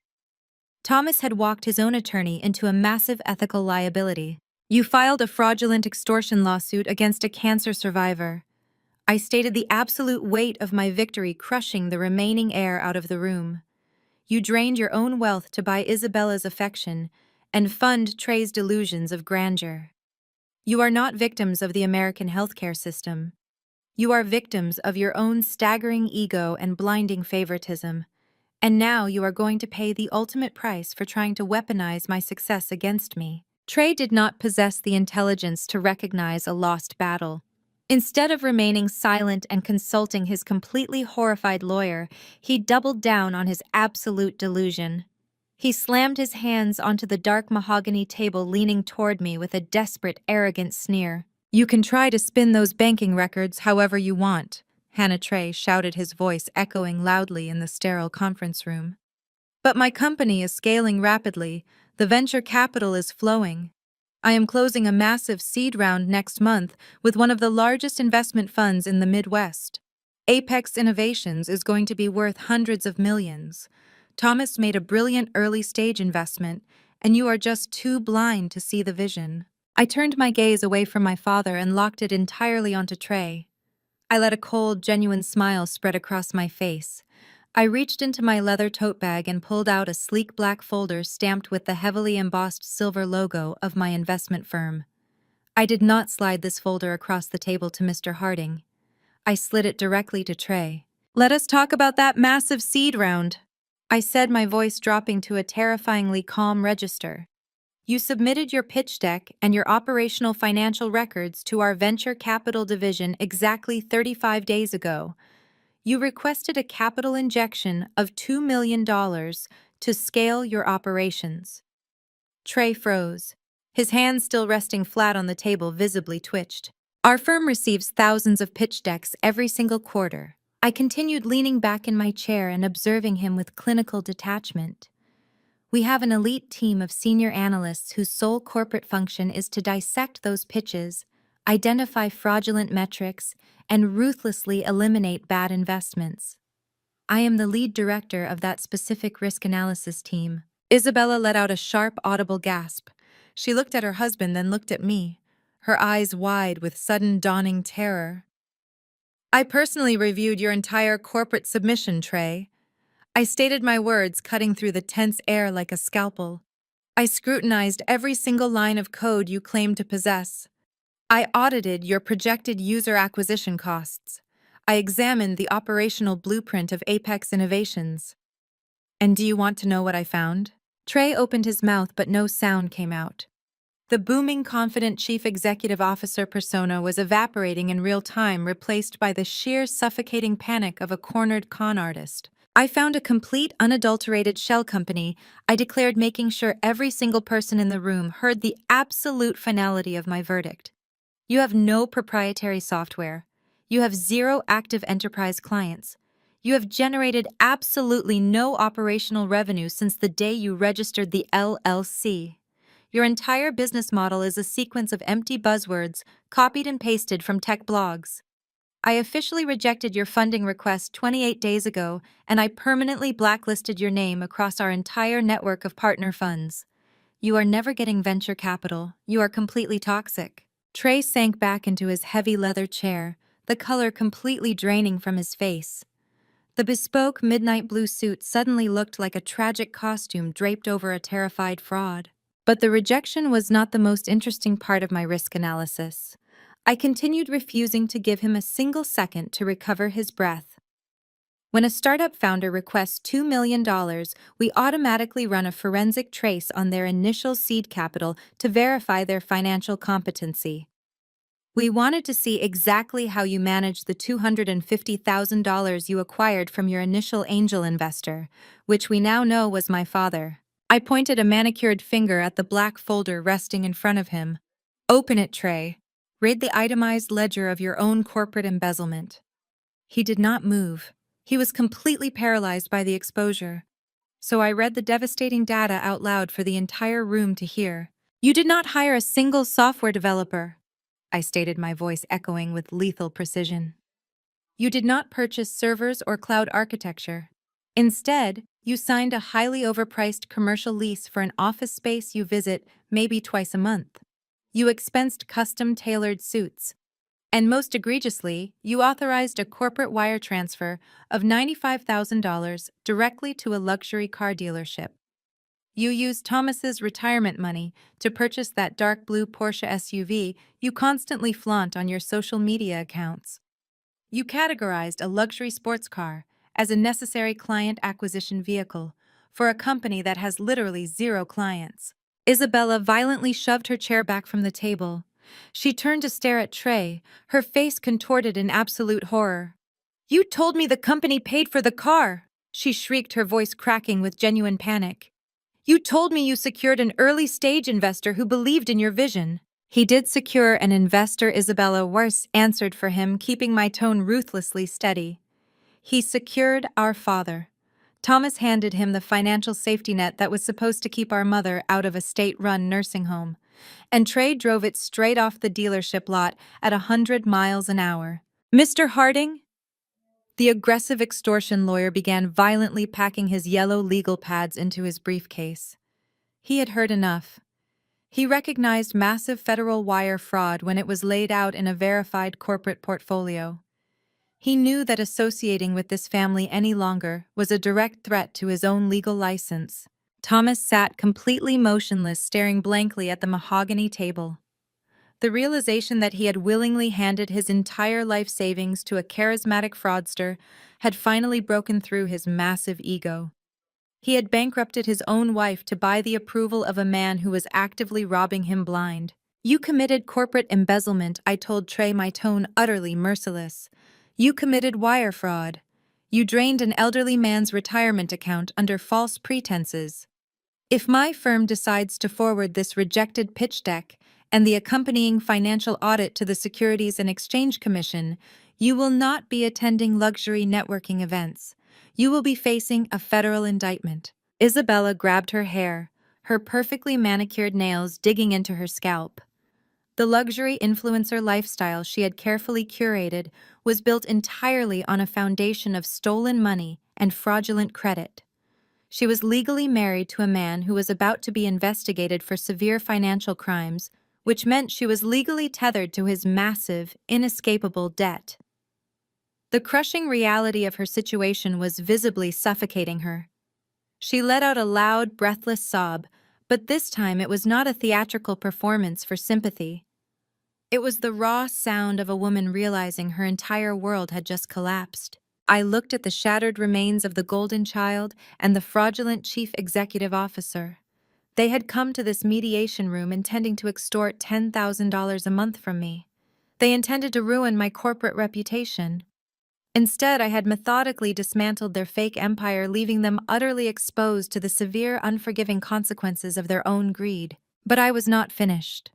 The true parasites had been neutralized, but the patriarch who had orchestrated this entire legal ambush still needed to be dealt with. I turned my attention back to Thomas. It was time for the final devastating blow. The air in the conference room was thick enough to choke on. Mr. Harding had completely abandoned his professional decorum. He snapped his briefcase shut, muttered a hasty legal disclaimer about terminating his representation, effective immediately, and practically sprinted for the heavy glass doors. He did not look back. Thomas watched his aggressively expensive attorney flee the room. The absolute reality of his situation should have broken him. He had been conned by his son-in-law, bankrupted by his golden daughter, and legally cornered by the scapegoat he had abandoned. A rational man would have immediately surrendered. A father possessing even a shred of genuine remorse would have fallen to his knees and begged for forgiveness. But Thomas was not a rational man, and his ego was far too massive to accept defeat. The profound humiliation of being publicly exposed as a gullible, fraudulent fool did not trigger contrition. It triggered a catastrophic, violent eruption of narcissistic rage. He slammed both of his fists down onto the dark mahogany table with such brutal force that Carol flinched in her wheelchair. His face turned a deep, dangerous shade of purple. The veins in his neck bulged against his stiff shirt collar. He glared at me, his eyes wide and manic, completely bypassing the son-in-law who had actually stolen his retirement fund. Instead of directing his fury at Trey, he directed every single ounce of his venom directly at me. "You are a monster!" Thomas roared, his voice echoing violently off the soundproof glass walls. "You are a cold-blooded, calculating monster. You sit there in your pristine white suit, looking down on us like we are garbage, dissecting our lives, like we are just numbers on your corporate spreadsheets." I did not flinch. I did not break eye contact. I rested my hands calmly in my lap and let his temper tantrum wash over me. "You survived cancer, but the radiation burned away whatever human soul you had left." Thomas continued unleashing the most toxic, unforgivable insults he could summon. "We are your flesh and blood. Your mother is sitting right here in a wheelchair, partially paralyzed, terrified of what tomorrow brings. And you bring financial audits to a mediation room. You bring corporate rejection files just to humiliate your sister and her husband. You enjoy this. You actually enjoy watching your own family suffer." Carol began to weep again, clutching the armrests of her wheelchair. "Thomas, please," she sobbed, playing the frail victim while her husband executed the attack. "Do not make her any angrier. We have nothing left. We are completely at her mercy." But Thomas was entirely blinded by his wounded pride. He stood up abruptly, his chair scraping harshly against the floor. He paced the length of the table, waving his arms in erratic, frantic motions. He needed to reclaim his authority. He needed to prove to the room, to Isabella, to Trey, and most importantly to himself, that he was still the untouchable patriarch of the family. He needed a lifeline, a financial asset that would instantly restore his power and strip me of my leverage. He found his answer in the ultimate suburban status symbol. "We do not need her mercy," Carol Thomas shouted, pointing a shaking finger directly at my face. "We do not need a single cent of her dirty corporate money. I am not going to let this ungrateful, vindictive girl hold us hostage. We are not destitute. We have assets. We have the estate." I felt a sharp, thrilling spike of adrenaline rush through my veins. He was walking precisely into the darkest corner of the trap. "I am talking about the house," Thomas announced, his chest puffing out with sudden delusional triumph. "The 5-bedroom Tudor property in the gated community. That house is located in the most exclusive zip code in the entire state. The real estate market is absolutely booming right now. The property values have skyrocketed since we bought it. That estate is worth millions of dollars, millions." Isabella looked up from her tear-stained hands, a sudden spark of desperate hope flashing in her eyes.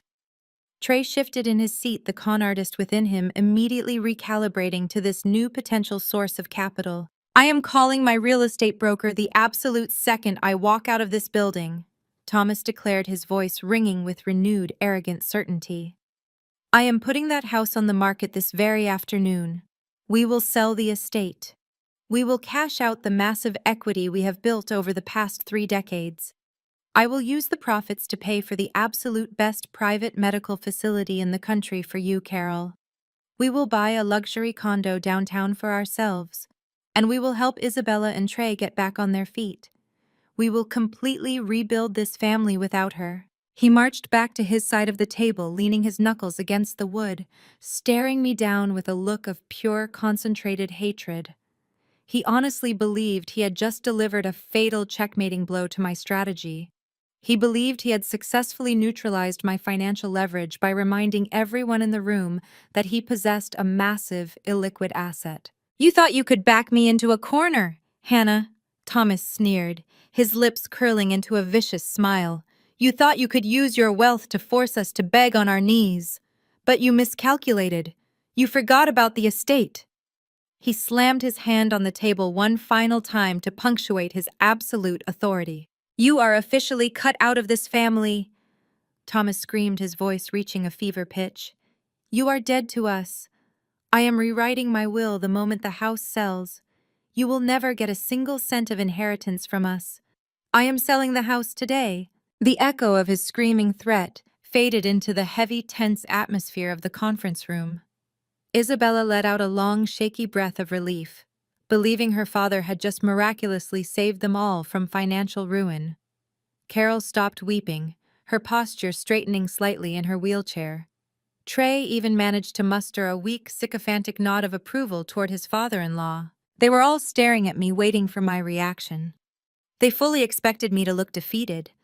They expected my pristine, authoritative composure to finally crack under the threat of permanent disinheritance. They thought the prospect of losing out on a multi-million-dollar real estate sale would force me to reconsider my ruthless tactics. I did not look defeated. I sat perfectly still in my chair. I looked at Richard, my attorney, who was silently observing the absolute spectacle of a man destroying himself.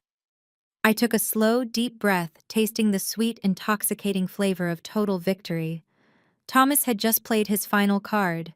He had proudly slammed down his king. He had absolutely no idea the board was already rigged. I turned my attention back to my father, my face completely devoid of emotion, and prepared to drop the final catastrophic reality onto his lap. I let the echoing roar of my father's desperate, screaming threat fade completely into the soundproof walls of the high-rise conference room. He stood there panting heavily, his chest heaving under his wrinkled charcoal suit, his face contorted in a mask of absolute unhinged fury. He was entirely convinced he had just played a masterful, unbeatable trump card. Isabella was practically glowing with renewed, arrogant hope, her manicured hands gripping her expensive handbag. Carol had stopped her pathetic, theatrical whimpering in her wheelchair. They were all staring at me eagerly, waiting for my pristine white corporate armor to finally crack under the immense pressure of their ultimate financial threat. Instead, the corners of my mouth slowly curved upward. It was not a polite corporate smile. It was a cold, terrifying expression, a smile completely devoid of empathy forged in the freezing hospital room they had abandoned me in 3 years ago. I watched the triumphant glare on my father's face falter slightly as he registered my reaction. A man who truly holds the winning hand expects his opponent to panic. He expects pleading. He does not expect his opponent to smile like an executioner who just locked the guillotine into place. I did not say a single word at first. I simply reached down into my leather tote bag and retrieved the final, devastating piece of my risk analysis portfolio. It was not a digital file on a tablet or a printed spreadsheet. It was a thick, heavy stack of legally binding, notarized municipal documents, securely bound in a premium black folder. The paper was crisp and carried the distinct, undeniable weight of absolute state authority. I placed my right hand firmly on top of the folder and slid it directly across the polished mahogany table. The heavy binder glided smoothly over the wood, stopping exactly 1 inch away from my father's trembling hands. Richard. My attorney leaned back in his chair and crossed his arms, assuming the relaxed, highly satisfied posture of a man watching a perfectly orchestrated demolition. "Open it, Thomas!" I commanded, my voice dropping to a low, lethal register that demanded absolute compliance. "Open the folder and look at your massive, illiquid asset." Thomas stared at the black folder as if it were a live, explosive device resting on the conference table. He hesitated, his aggressive bravado entirely evaporating under the crushing weight of my cold certainty. With shaking, reluctant fingers, he finally flipped open the heavy cover. The first page, resting on top, was stamped with the official red seal of the county municipal court. I watched his eyes scan the bold, capitalized letters at the very top of the page. I watched his pupils dilate in absolute, unadulterated horror. His mouth fell open, trying to form words that his brain could no longer compute. The color drained from his face so fast he looked physically ill. "Since your reading comprehension seems to be failing you in this crucial moment, I will summarize the legal reality for the room," I announced, projecting my voice so that Isabella and Trey could hear every single syllable of their impending doom. "That document is a formal notice of default. It was filed exactly 6 months ago by your primary mortgage lender. You stopped paying the mortgage on that massive 5-bedroom Tudor estate the exact same month you wired the last remaining drops of your retirement fund to Trey's fraudulent shell company. You consciously chose to fund your son-in-law's fake chief executive officer lifestyle instead of keeping a roof over your own head." Carol gasped loudly, a harsh, ragged sound that echoed sharply off the glass walls. She turned her wheelchair slightly, staring at her husband in pure, unmasked terror. "Thomas," she whispered, her voice trembling violently. "What is she talking about? Tell me she is lying to us." Thomas could not answer her.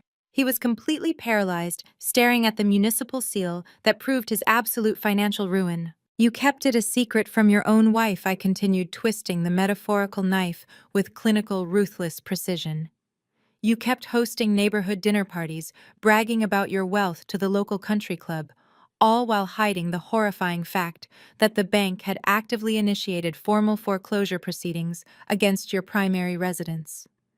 You honestly thought you could walk into this mediation room today, extort $10,000 a month from the daughter you abandoned to die, and use my corporate salary to quietly pay off your massive mortgage arrears before anyone found out. But the banking sector moves much faster than your ego." "Thomas," I stated, rising slowly from my leather chair. I stood at my full height in my stark white suit, towering over the broken patriarch sitting across from me. "You cannot call your real estate broker. You cannot list the estate on the market.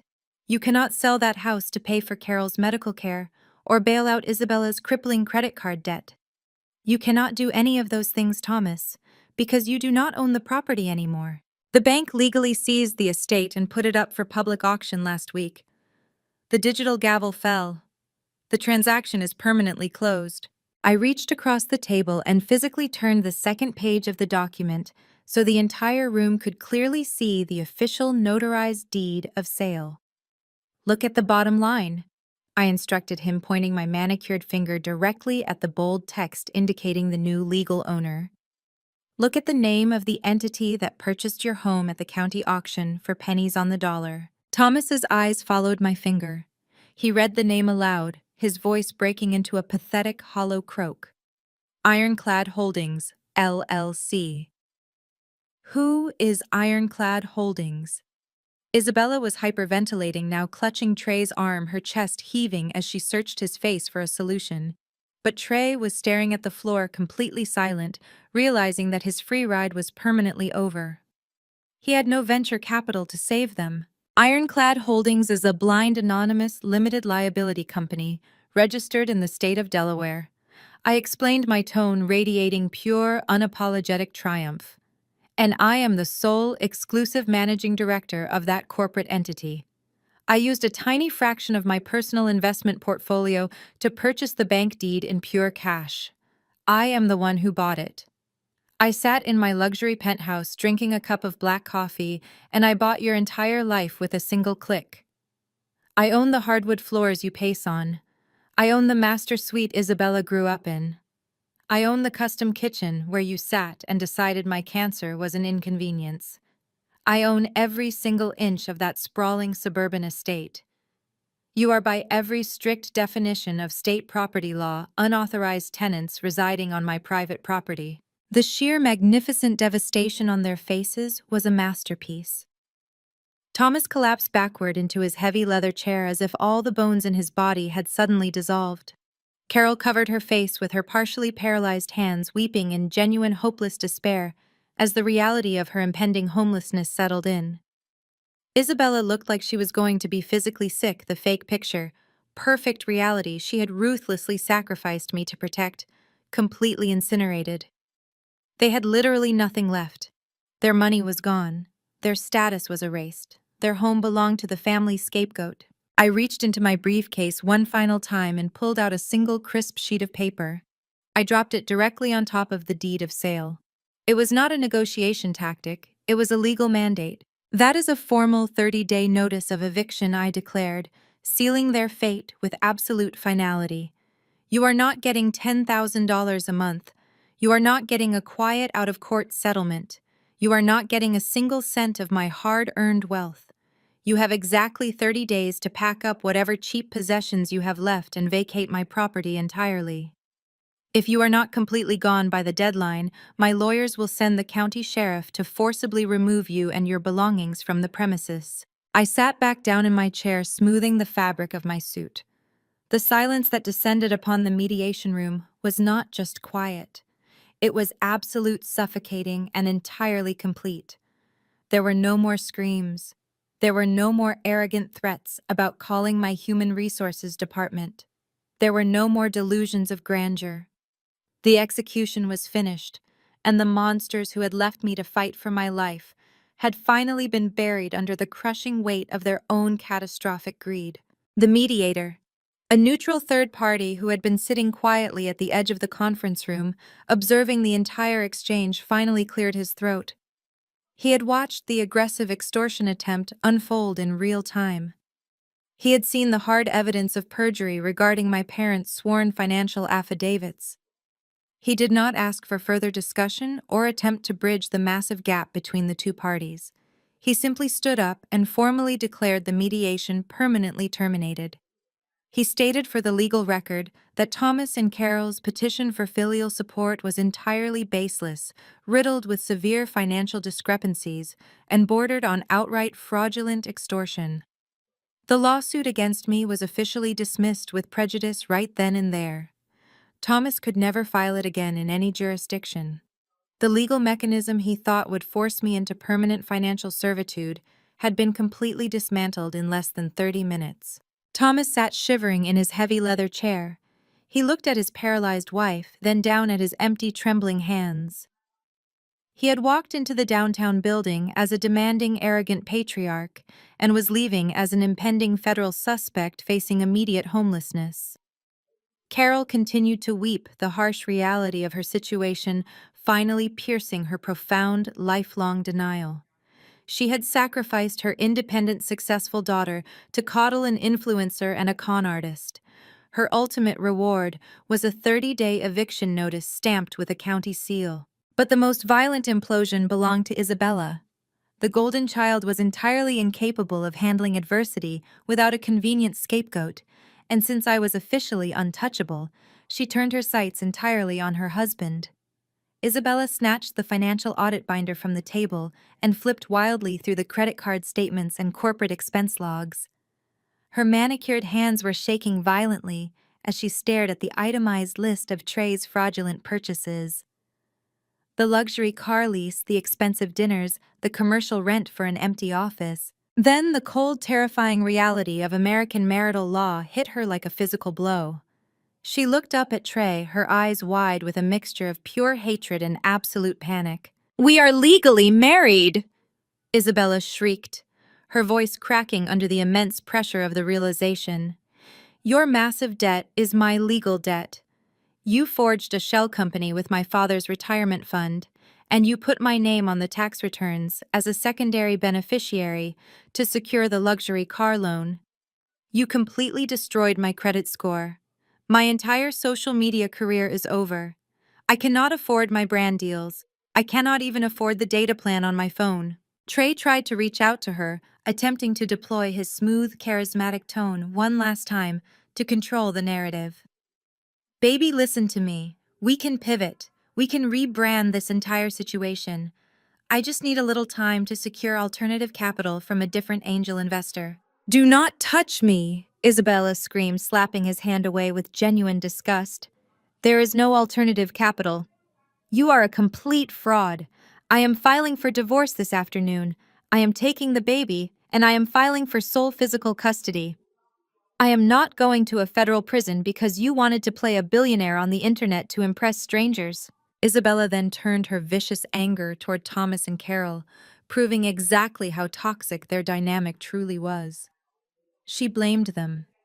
She screamed that they should have managed their money better, that they should have warned her Trey was a liability, entirely ignoring the $50,000 she had personally drained from their credit accounts to buy designer baby clothes. She showed absolutely no concern that her parents were about to be evicted. She only cared that her personal ATM was broken. The picture-perfect family was actively tearing itself to pieces right in front of me. "Richard," my attorney leaned forward, resting his forearms on the mahogany table. He was not going to let Trey escape the room without fully understanding the magnitude of the legal avalanche heading his way. "A messy divorce is the absolute least of your concerns," Trey Richards stated, his voice carrying the calm, deadly authority of a seasoned corporate litigator. "You initiated a wire transfer across state lines using funds obtained under blatant false pretenses. That action instantly triggers federal wire fraud statutes. You also utilized a limited liability company to shield personal luxury expenses, which means the Internal Revenue Service will be conducting a comprehensive audit of your tax filings for severe tax evasion. The moment Thomas is forced to declare bankruptcy to discharge his remaining debt, the bankruptcy trustee will initiate a clawback lawsuit against you to recover the $250,000 you stole from his retirement account."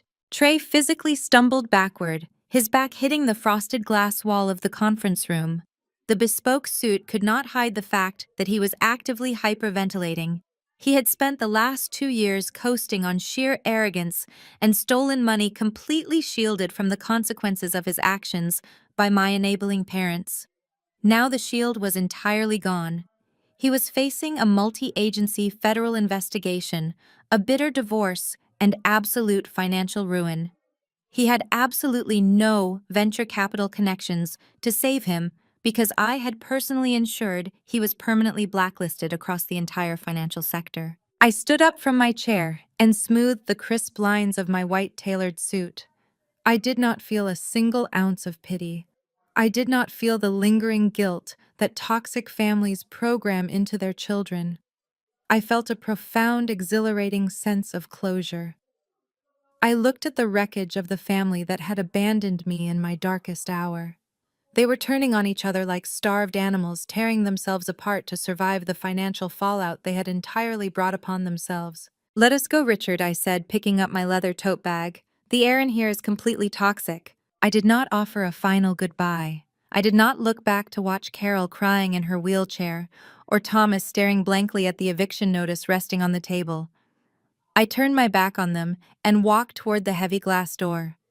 I had walked into the room carrying the weight of a lifetime of emotional abuse, and I was walking out with absolute undeniable freedom. The empire of lies my parents had built to protect their fragile egos was completely reduced to ash. Exactly 30 days after the heavy glass doors of the mediation center clicked shut behind me, the countdown on my formal eviction notice hit absolute zero. I did not drive out to the suburban estate to watch them leave in person. A senior risk analyst does not roll in the mud to gloat over a bankrupt liability. Instead, I hired a highly rated, notoriously strict property management firm to oversee the transfer of possession and ensure my parents did not damage a single fixture on their way out. The lead property manager sent me a secure digital link to the exterior security cameras. I sat at my kitchen island sipping a fresh espresso and watched the final moments of their fake empire crumble in high definition. It was a brutal, unforgiving Tuesday morning. There were no professional white-glove moving services. There were no climate-controlled vans to carefully wrap and transport their luxury furniture. Thomas had rented a battered, rust-spotted box truck. He had parked it awkwardly on the pristine circular driveway, the aging engine leaking dark spots of oil onto the imported cobblestones. The man who had spent my entire childhood wearing custom-tailored suits and barking orders at his subordinates was now wearing a stained gray sweatshirt, struggling violently to shove cheap cardboard boxes up the metal ramp of the truck. He was completely alone. Trey had vanished into the federal legal system facing massive fraud indictments, and Isabella was entirely consumed by her catastrophic divorce, desperately trying to shield herself from the financial ruin she helped create. She did not lift a single finger to help the parents she had actively bankrupted. Carol sat in her wheelchair at the edge of the driveway, wrapped in an old, faded blanket to fight off the morning chill. She was forced to sit there and watch her meticulously curated life being carelessly stuffed into the back of a dirty rental truck. The expensive antique vases, the imported Persian rugs, the country club aesthetic she had prioritized over my chemotherapy treatments were either shoved into tight spaces or left behind on the curb because they simply would not fit into their new reality. The visual representation of her total defeat was absolute. She looked small, frail, and entirely stripped of the arrogant superiority that had defined her entire existence. But the most striking element of the security footage was the profound, deafening isolation surrounding them. This was an exclusive, highly integrated gated community.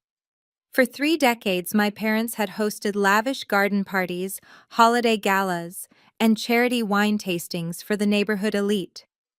They had essentially bought their way into the highest echelon of local society. Yet on the absolute worst day of their lives, the street was a complete ghost town. The wealthy neighbors they had desperately tried to impress were actively hiding behind their expensive linen curtains. Nobody walked over with a cup of hot coffee. Nobody offered to help Thomas lift a heavy mattress. The country club socialites who had eagerly drank my parents' top-shelf champagne had completely ghosted them the exact second the rumors of financial fraud and foreclosure hit the local gossip mill. In the ruthless hierarchy of American suburban wealth, poverty is treated like a highly contagious disease. My parents had sacrificed my life to maintain their status among these people, and the moment their bank accounts hit zero, those exact same people erased them from the social registry without a single thought. Carol kept checking her phone, staring at the dark screen, waiting for a lifeline from her high society friends that would never arrive. It was the purest, most concentrated form of karma.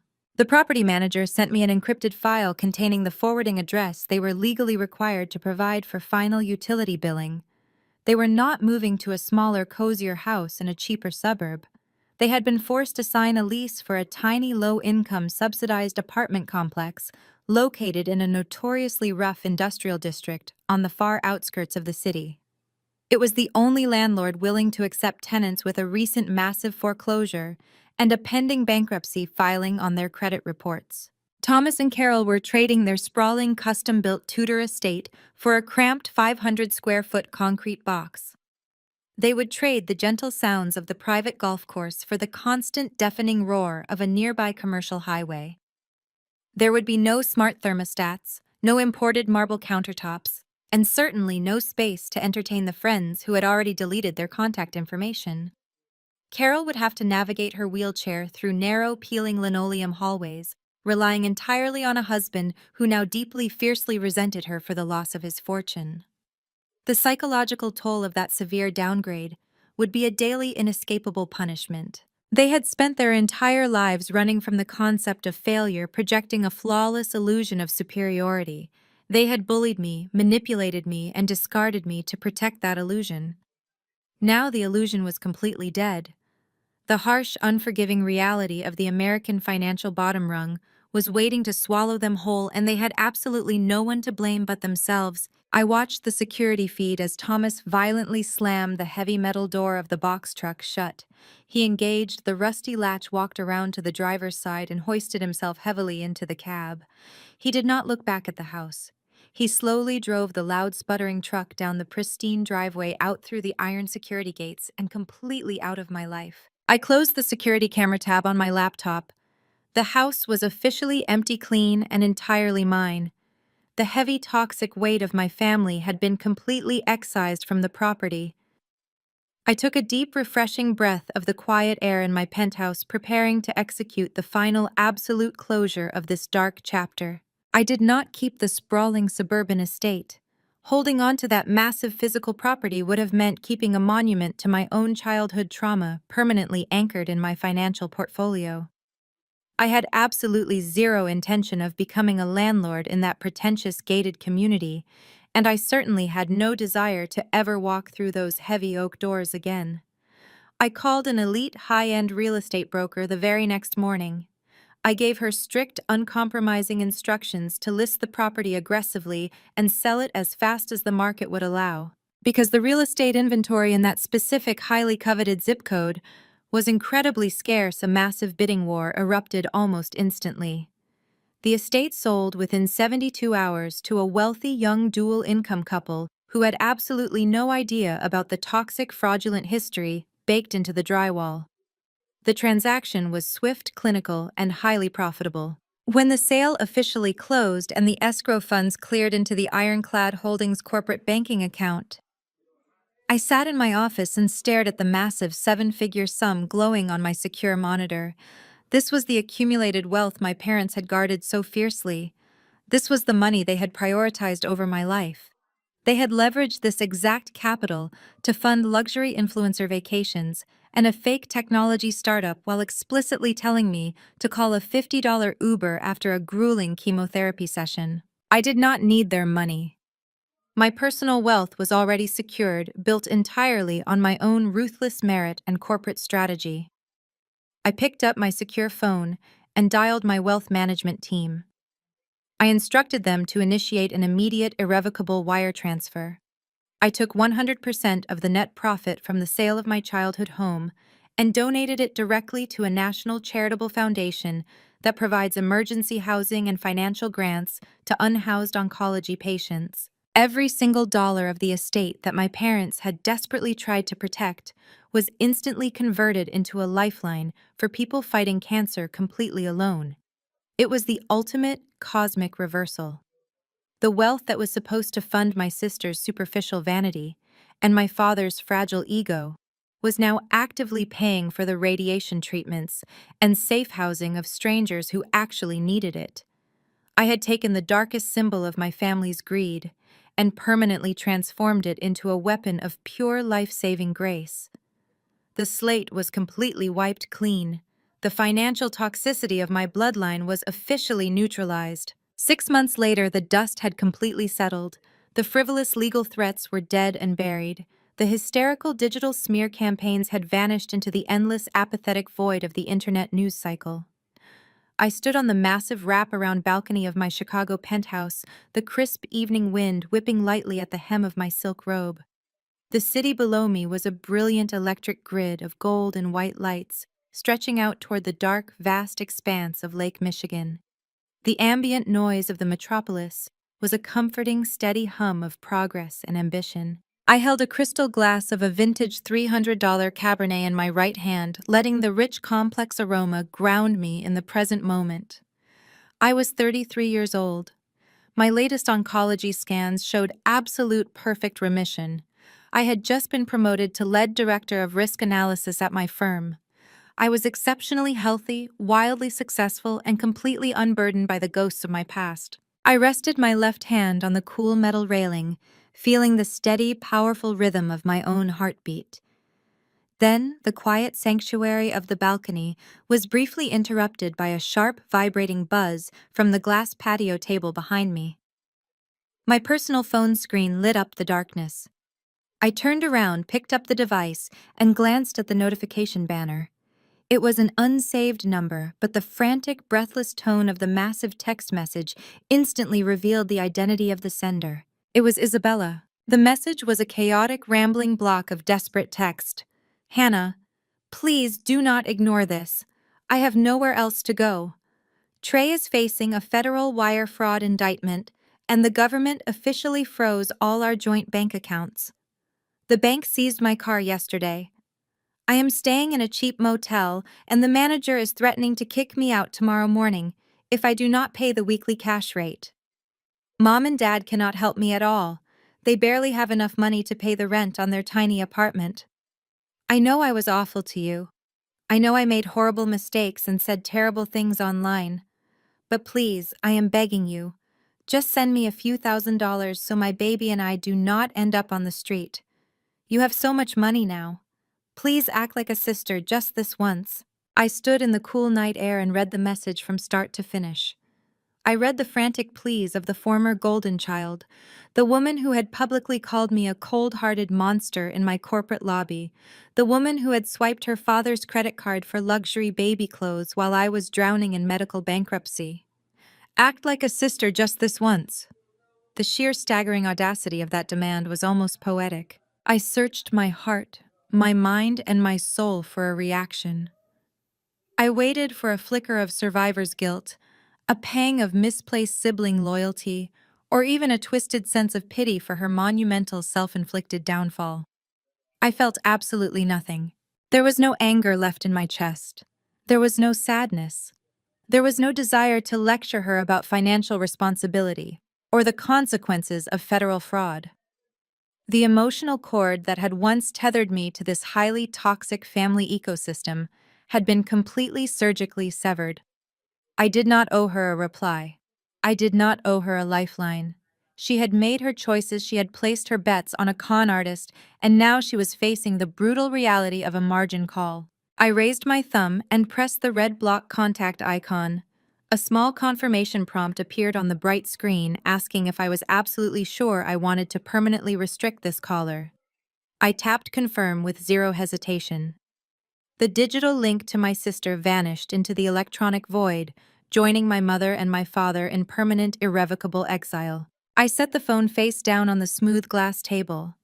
I walked back to the very edge of the balcony, raised the heavy crystal glass to my lips, and took a slow, deeply satisfying sip of the expensive wine. The vintage was bold, heavy, and absolutely perfect. I looked out over the glittering, infinite possibilities of the city skyline. A woman who had fought through poison poverty and profound betrayal and emerged completely undeniably free. The most profound lesson from these experiences is that blood does not automatically dictate family. True family is built on a foundation of mutual respect, unwavering support, and genuine love, not obligation or toxic manipulation. For years, the protagonists endured gaslighting and emotional abuse, desperately seeking validation from people incapable of giving it. However, their ultimate triumphs reveal that our self-worth is never defined by those who constantly tear us down. By bravely severing ties with their abusers, they reclaimed their power and forged their own incredible paths to success. Share your own journey of setting boundaries in the comments below.